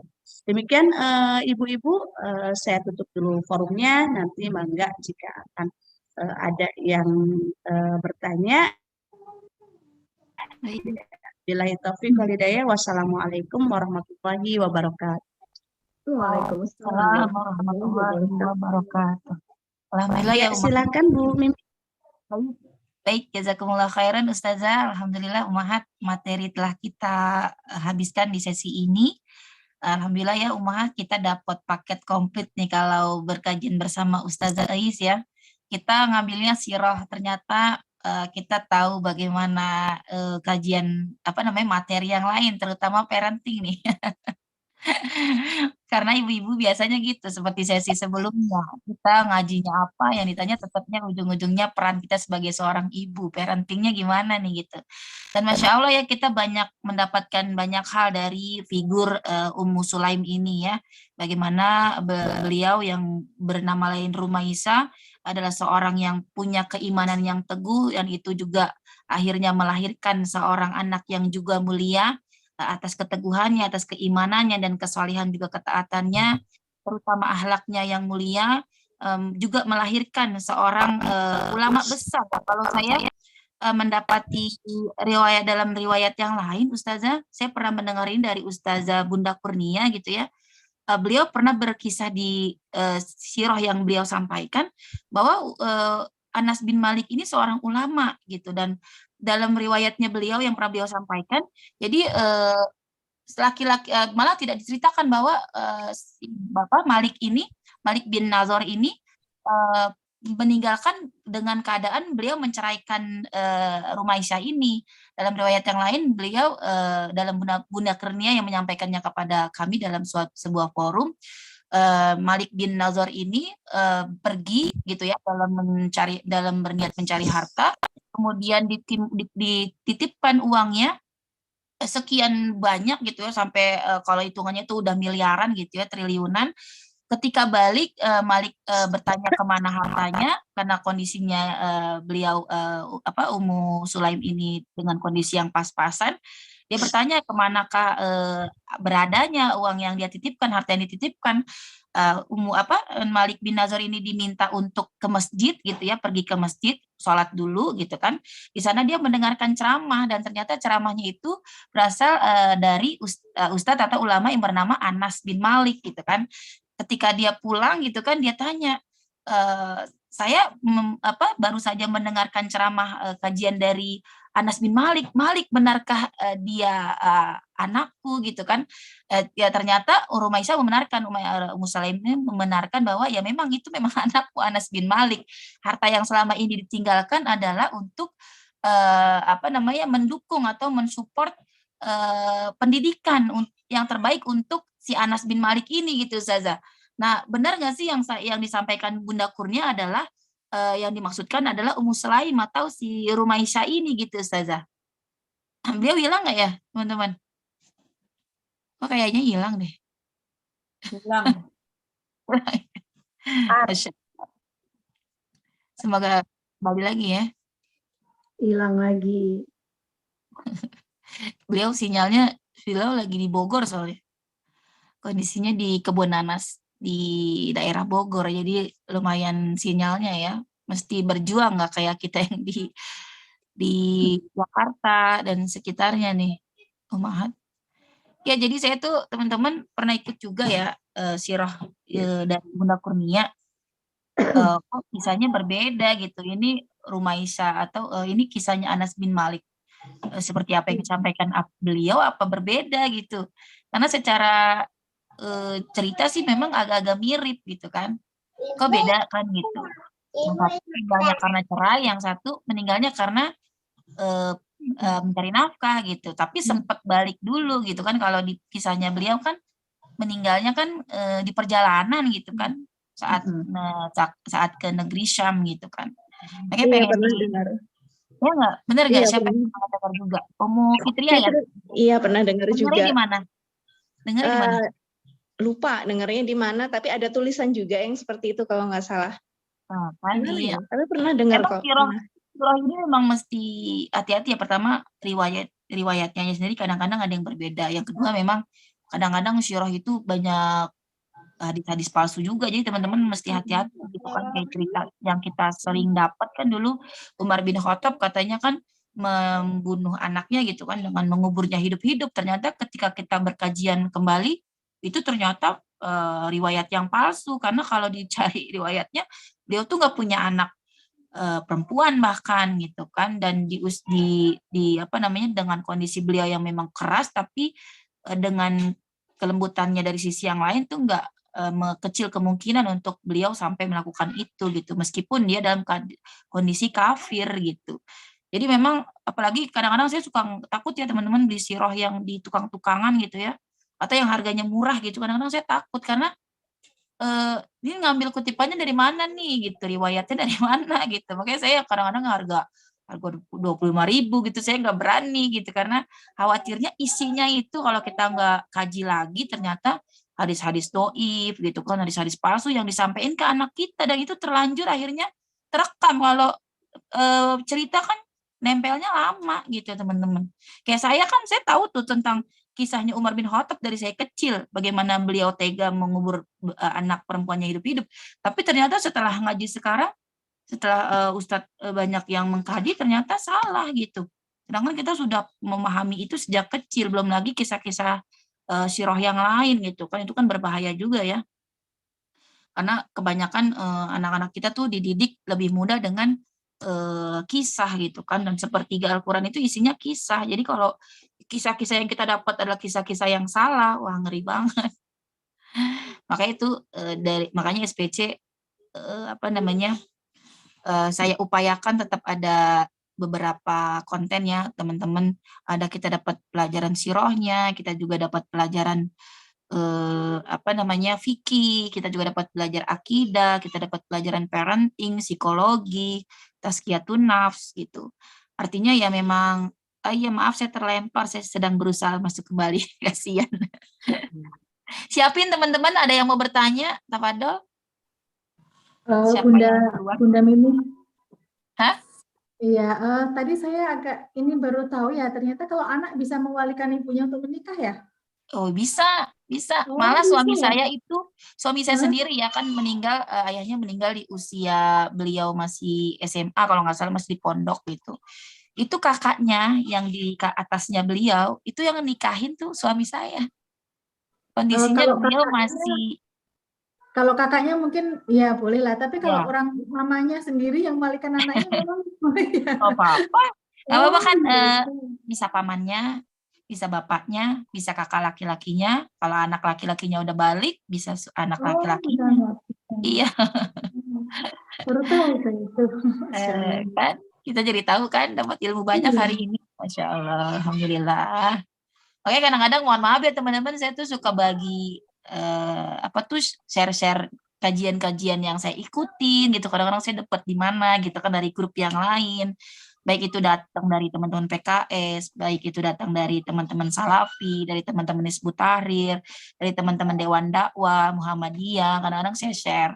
Selama dia tidak menyesatkan kita, selama tidak memiliki pemahaman yang sesat, insya Allah kita berhak belajar dari banyak dari banyak para ulama ya, itu karena kita tidak bisa terkungkung di satu pemahaman ya gitu, karena sempit sekali gitu, sedangkan dunia kita tuh yang harus kita kaji tuh banyak gitu loh teman-teman.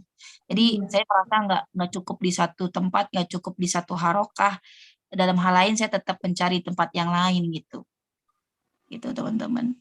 Jadi mohon maaf nih kalau suka campur-campur kajiannya di SPC, tinggal pilih aja. Kalau teman-teman punya kecenderungan mau yang mana ya diikutin. Kalau menurut teman-teman nggak suka atau kurang dapet feel-nya atau kurang apa, ya udah nggak usah diikutin. Nanti ada kajian-kajian berikutnya yang bisa saya infokan dan teman-teman bisa ikut aja, masuk aja. Jadi insya Allah kita juga punya pemahaman yang lebih lebih inilah gitu. Kalau pergaulan tuh kita lebih supel lah gitu, nggak ngerasa punya doktrin-doktrin tertentu gitu, yang datangnya dari satu ulama. Oh ini begini-begini gitu. Kita jadi oh gini ya gitu. Ketika kita dapat pemahaman dari tempat yang lain, oh ternyata enggak gitu juga kok gitu. Fleksibel kok, atau dia lebih lebih bisa memberikan penguatan yang lebih dari yang lain gitu kan. Gitu sih kalau saya. Jadi teman-teman kalau di SPC tuh sering banget banyak ajakan kajian lagi, bisa ikut, nggak bisa nggak masalah gitu, karena saya juga nggak memaksa teman-teman, karena yang wajib itu yang sekarang ini gitu. Jadi yang ada absensinya, yang ada tanggung jawabnya tuh yang hari Kamis ini. Yang lain tuh bonus aja, hadiah gitu ya, yang memang Allah tunjukkan ke saya untuk dibagi ke teman-teman. Tuh. Teman-teman mungkin ada yang kalangan dari Nahdlatul Ulama, ada yang dari Muhammadiyah, ada yang dari PKS ya, dari Tarbiyah, dari Ikhwanul Muslimin, dari Salafi, dari Hizbut Tahrir, silakan aja. Mau ngaji dimanapun bebas gitu. Karena kita semua kan masing-masing juga akan bertanggung jawab ya atas hisab yang kita lakukan di dunia gitu. Saya sih lebih ke karena rasa ingin tahu saya besar dan saya nggak pernah merasa cukup gitu ya untuk belajar, jadi di mana aja saya ikutin kadang-kadang. Jadi tinggal saya filter aja nih. Oh yang ini nih kayaknya nggak cocok nih, nggak tepat nih, kurang kuat gitu ya. Ya udah saya ambil yang lebih kuat rujukannya gitu teman-teman. Paling nggak kita nggak jadi orang yang kaku lah ya. Kadang-kadang orang yang kaku tuh kayak kanebo kering gitu, resek gitu loh teman-teman. Jadi kayak lo aja yang paling bener dah gitu. Kayak meyakinkan banget dah, kayak lo doang yang masuk surga, gue mah kagak pantes gitu kan. Nggak gitu, karena aduh kayaknya kasihan banget ya gitu kalau kita punya kapling surga sendiri, gimana saudara-saudara kita yang lain gitu. Sedangkan kita kan punya tanggung jawab dakwah juga gitu, dan banyak saudara-saudara kita tuh yang nggak seberuntung kita gitu. Kita meskipun bisa cuman seminggu sekali, alhamdulillah dari sini teman-teman punya pintu semangat yang lebih dengan mengkaji dari tempat yang lain tuh kan rezeki banget ya. Karena saya juga dapat hidayahnya kan pasti dari titik-titik tertentu, dari dari tempat tertentu yang akhirnya itu membawa kebaikan yang lain. Karena kebaikan yang kita lakukan ini kan mengundang kebaikan-kebaikan yang lain, sehingga ya kalaupun Allah tunjukkan wah ada pengajian ini gitu. Ya itulah cara Allah untuk menjaga kita, karena kan katanya ketika Allah tuh menginginkan kebaikan dari diri seseorang kan kita dibikin paham terhadap agama gitu. Salah satunya dibikin paham terhadap agama ya dengan mudahnya kita dapat info-info kajian gitu kan. Kayak saya kan dulu emang Allah tuh belum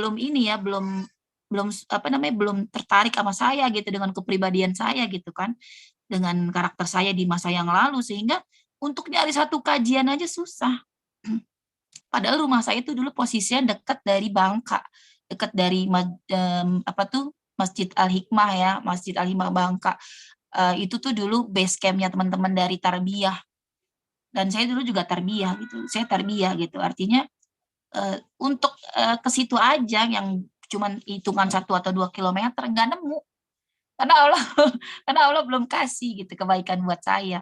Tapi begitu saya udah berusaha niat yang baik, punya niat baik, berubah, hijrah, memperbaiki diri, udah ninggalin deh yang jelek-jelek, udah capek gitu kan, hidup maksiat gitu kan, hidup menjalani agama tuh setengah-setengah. Ustazah udah ini, alhamdulillah akhirnya sampai kita SPC akhirnya bareng-bareng di sini. Insya Allah ya, jadi SPC jadi jalan hidayah, jadi jembatan teman-teman. Kita sapa lagi Ustazah. Kasihan Ustazah. Tadi bagaimana Bu Mimi yang tadi Anas bin Malik ya? Tadi Iya, saya kurang terdengar. Oleh gitu, iya, jadi Ustazah di riwayat yang lain saya mendapati Anas bin Malik itu ayahnya pergi dalam rangka mencari nafkah ya, berdagang lah gitu ya. Dan dia tuh sempat balik Ustazah, sempat balik dan menyaksikan bahwa Anas bin Malik ini ternyata ketika ditinggalkan oleh ayahnya menjadi seorang ulama besar gitu. Ini Anas bin Malik yang sama apa beda ya Ustazah? Oh iya,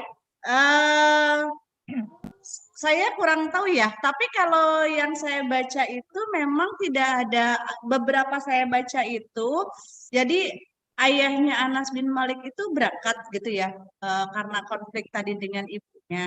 Cuman ada yang mengatakan meninggal gitu, yang saya kutip tadi di Syam, juga ada yang tidak terkisahkan lagi gitu ya. Tapi kalau untuk yang kemudian kembali setelah Anas bin Maliknya menjadi ulama, Anas bin Malik memang menjadi ulama ya. Saya belum mendapatkan ceritanya atau kisahnya. Mungkin bisa jadi begitu ya, bisa jadi Anas yang sama atau juga mungkin Anas bin Malik yang Anas yang berbeda, bukan Anas bin Malik. Ataupun kalau misalnya memang orang yang sama begitu ya, yaitu sudah didapati memang pantas saja ayahnya itu tercengang begitu ya, karena memang anak yang dia tinggalkan itu memang menjadi ulama. Afwan Ustazah, mungkin yang digambarkan oleh Bunda Kurnia ini Imam Malik kayaknya Ustazah. Oh iya, bisa saja ya. Berarti berbeda dengan Anas bin Malik yang Ustazah ceritakan ya? Iya, kalau Anas bin Malik itu ayahnya yang namanya Malik ya, Malik bin Nadhr. Anaknya Anas begitu ya. Jadi beberapa kisah itu saya baca itu memang meninggal gitu ya, tidak atau bahkan pergi dan tidak ada ceritanya lagi, ada yang begitu gitu ya, tulisan gitu ya. Jadi yang kemudian dikisahkan itu adalah perjalanan Imam Malik yang diceritakan oleh Bunda Kurnia. Oh iya, Imam Malik, berarti ayah Imam Malik yang mendapat anaknya itu menjadi imam gitu ya, menjadi ulama begitu pas balik lagi. Mangga Bu Mimi mungkin ada yang mau bertanya, mumpung sinyalnya bagus nih. Tafadholi teman-teman, ada Umu Wanti nih penanya pertama lagi nih seperti kajian yang lalu Ustazah. Tafadholi Umu Wanti. Oh iya, Masya Allah. Mudah-mudahan nggak bosan ya Ustazah. Oh tidak Bu, ya. Begini Ustazah. Bagaimana kita ketemunya aja jarang nih. Masya Allah ya. Begini Ustazah, tadi disampaikan mendidik tanggung jawab kepada anak laki-laki ya Ustazah. Hilang lagi ya? Oh enggak. Iya betul. Nah, mendidik anak ada ya.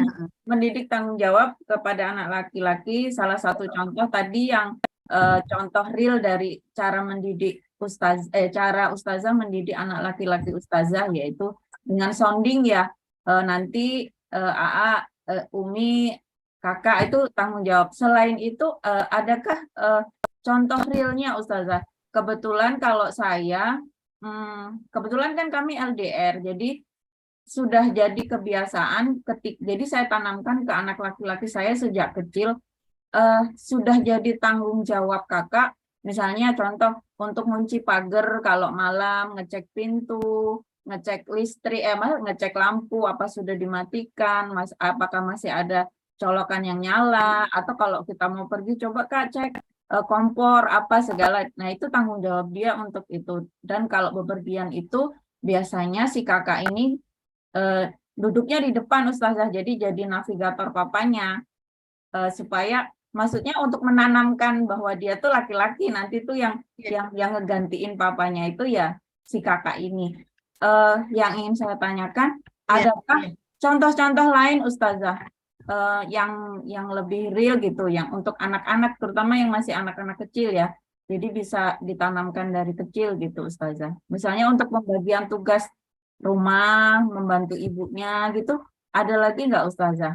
Itu satu. Terus yang kedua, anak saya itu yang gede itu sekarang udah 15 tahun Ustazah. Kalau dibilang deket sama adiknya kebetulan perempuan, usianya 14 tahun. Kalau dibilang deket, ya deket. Cuman saya nggak pernah, maksudnya nggak pernah lihat mereka itu misalnya, kan kebetulan kakaknya lagi mondok. Kalau misalnya kita lagi telepon gitu, bener-bener nggak mau Ustazah ngobrol di telepon itu, bener-bener nggak mau. Tapi ya suka jaim gitu loh Ustazah. Adik ngapain Mi? Cuman paling nanya-nanya anak gitu. Adik gimana kemarin jalannya? Tanya sendiri loh ke adik, sampai untuk mengucapkan selamat ke adiknya ketika adiknya mencapai prestasi pun dia nggak mau, lewat Umi aja dah katanya gitu. Dia nggak mau, gengsi gitu loh Ustazah. Tapi saya kan pengen ya lihat dua saudara ini deket, ngobrol gitu loh Ustazah. Itu gimana ya caranya Ustazah? Ada tips-tipsnya nggak mendekatkan dua ABG ini? Makasih Ustazah. Ya, terima kasih Umu Wanti ya, luar biasa nih ya pertanyaannya yang justru akan memberikan kepada kita pencerahan gitu ya dari pertanyaan Bu Wanti. Sebenarnya untuk pertanyaan pertama itu Bu Wanti sudah menjawab menjawab sendiri ya pertanyaannya ya. Untuk tanggung jawab kepada anak-anak itu betul ya, sejak dini ditanamkan hal-hal yang kecil yang terjangkau dengan dia. Artinya begini Bu, bahwa anak itu akhirnya tahu bahwa hidup itu harus ada konsekuensi, tanggung jawab. Jadi tidak harus dilayani terus, tidak harus dia itu mendapatkan terus, tapi dia harus memberikan, begitu ya. Tadi contoh realnya misalkan betul dalam pembagian tugas rumah, begitu ya. Dalam pembagian tugas rumah, misalkan anak yang kecil tugasnya, kalau di rumah saya itu anak yang kecil itu tugasnya ke warung, begitu ya. Tugas ke warung, terus kemudian kalau yang kecil agak kakaknya lagi jaga adik gitu, jaga adik berarti ngajakin main begitu. Nah kemudian kakaknya udah besar itu ya, kalau anak saya yang laki-laki itu sampai kebetulan anak saya yang perempuan juga mondok, yang satu juga yang perempuan juga dia kuliah tidak di rumah, jadi yang di rumah laki-laki semua, tapi anak laki-laki saya yang besar itu yang 15 tahun itu dia sudah ngerti tanggung jawab gitu ya. Jadi kalau ditinggal adik-adiknya dua itu pulang insya Allah sudah bersih ya, jadi dia sudah bisa memanage atau memerintahkan adiknya untuk mandi, untuk makan, itu jadi saya sudah tenang gitu kalau meninggalkannya itu ya. Nah artinya memang begini, secara real harus ada tugas pokok, tupoksinya itu jelas ya, walaupun sangat sederhana gitu ya. Terus kemudian selain itu kita harus sering-sering ngobrol ya, harus sering-sering bilang kepada mereka itu bahwa pemberian tugas ini bukanlah bentuk perbudak atau bentuk, kalau anak saya itu anak-anak kita bilangnya nyuruh-nyuruh, mama nyuruh-nyuruh, umi nyuruh-nyuruh.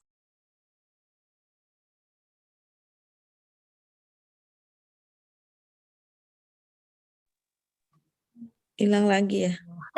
Kasihan. Itu juga dia Bu Barokah bolak-balik dari tadi. Puasanya setiap anak itu perlu ada tanggung jawab gitu ya. Tugas hal kecil ya, hal-hal yang kecil. Halo? Ya, terdengar tidak suara saya? Tidak terdengar Ustazah. Oh iya. Kemudian ketika anak seiring lebih bertambah usia, kita tambah lagi bebannya, tanggung jawabnya gitu ya. Kalau sudah mulai bisa diajak bicara begitu ya, bisa diajak bicara, kita tanam.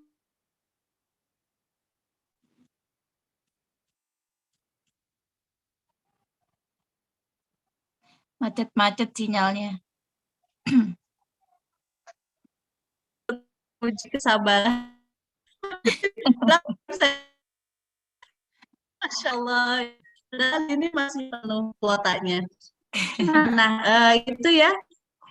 Untuk dari hal yang kecil, pembagian tugas rumah, sampai nanti kalau sudah dewasa itu atau sudah bisa diajak berpikir SMA mungkin dia itu mulai ditanamkan gitu jadi ini tuh bukan cuma sekedar tugasnya mencuci piring atau tugasnya menjaga adik, tapi apa hakikat pemberian tugas itu harus sudah mulai sampaikan kalau sudah bisa diajak bicara. Nah, pertanyaan yang kedua ya terkait bagaimana sih realnya mendekatkan. Betul Bu, anak saya juga itu yang kakaknya justru nggak mondok, adanya yang perempuan yang mondok begitu ya. Itu mereka tuh gengsi gitu. Kalau video call itu padahal adik perempuan tuh udah nyari mana tapi hanya tuh bilangin aja ada, bilangin aja ini mau begitu ya. Nah,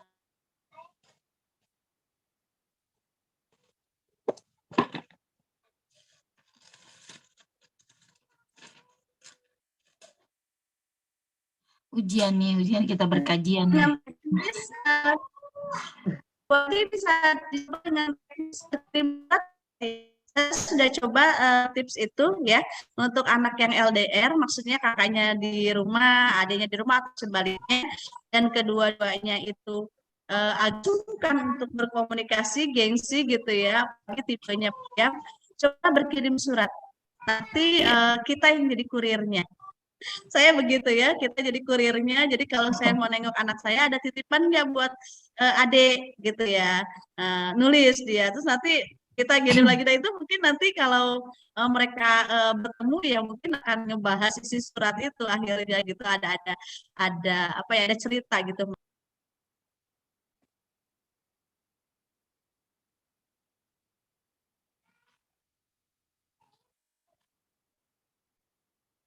Masih ada ustazahnya? Hilang ya? Hilang. Masih ada. Ya. Kalau memang video call itu pada malu gitu ya, berkirim surat, berkirim kabar, atau WA, kan kalau di pondok nggak boleh pegang HP ya, jadi lebih efektif itu surat, karena bisa dibaca berulang-ulang kalau surat itu. Di rumah saya sudah menggunakan teknik itu gitu ya.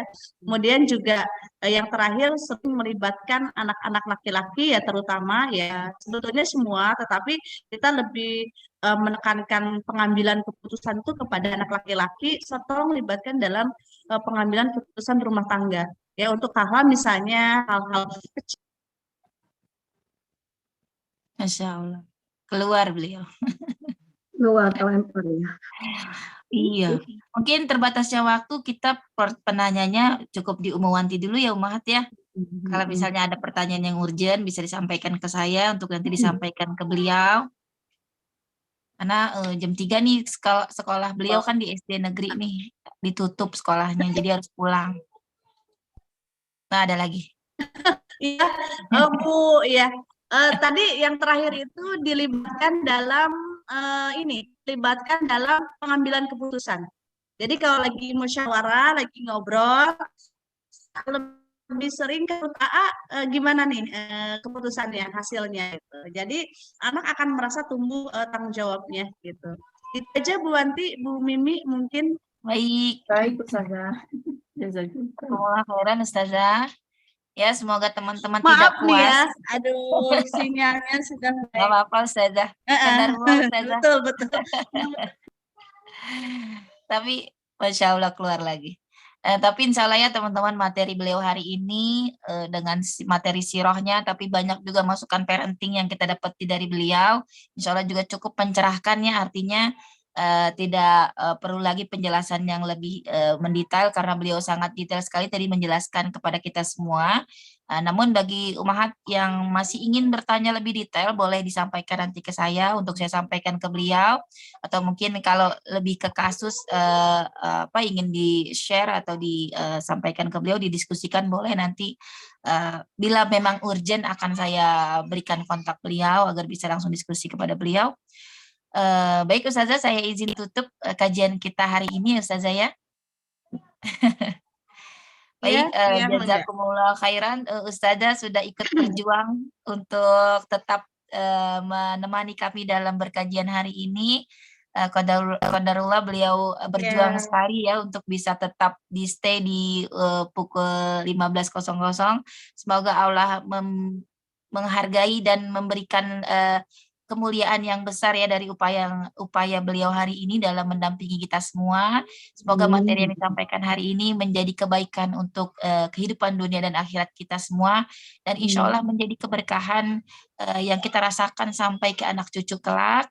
Dan insya Allah kita semua bersaksi di hadapan Allah bahwa kita bersama setiap pekannya bersama dengan para guru, para asatidzah menuntut ilmu, dan insya Allah kita bersama-sama di surga kelak, dan insya Allah menjadi termasuk golongan orang-orang yang ahlul ilmu ya, ahlul Quran, dan insya Allah kita bisa bersama dalam pintu kebaikan dan para penuntut ilmu di surga kelak. Amin amin ya rabbal alamin. Jazakumullah khairan Ustazah, semoga Allah membalas Ustazah dengan rezeki yang barokah, kebaikan yang berlimpah, Amin ya rabbal alamin. pahala yang bertubi-tubi untuk Ustazah dan keluarga semua. Insya Allah kehidupan beliau menjadi inspirasi bagi kita semua. Dan akan ada sesi berikutnya yang akan kita kembali membersamai beliau ya teman-teman. Baik, waktu menunjukkan pukul 14.59,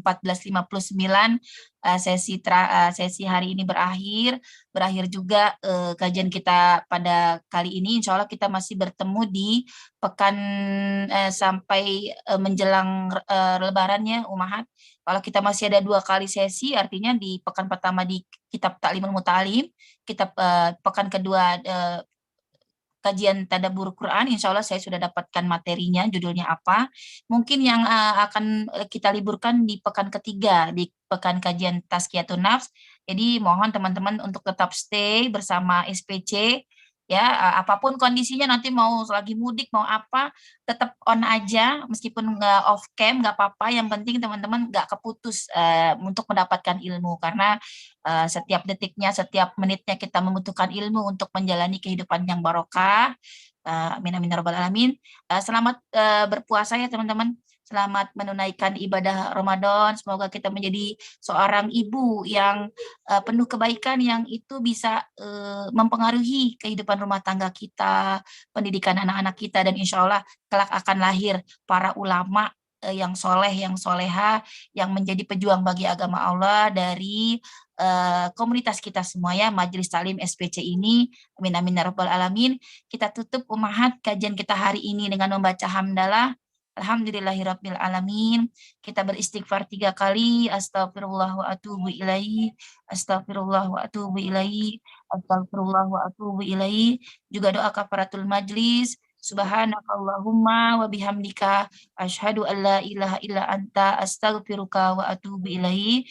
Saya selaku MC hari ini mohon maaf jika banyak kekeliruan, mohon maaf apabila berpanjang kata, yang benar datangnya dari Allah, yang salah dari saya pribadi. Saya mohon ampun kepada Allah dan mohon maaf kepada Ustazah dan teman-teman semua.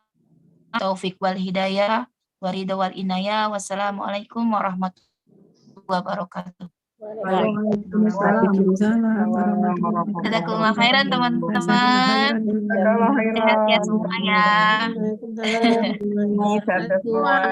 Ya, Umu Erli, Umu Ita, Kak Lami, Umu Mur, Umu Ria, Umu Atun, Umu Fitria, Umu Lydia. Assalamualaikum.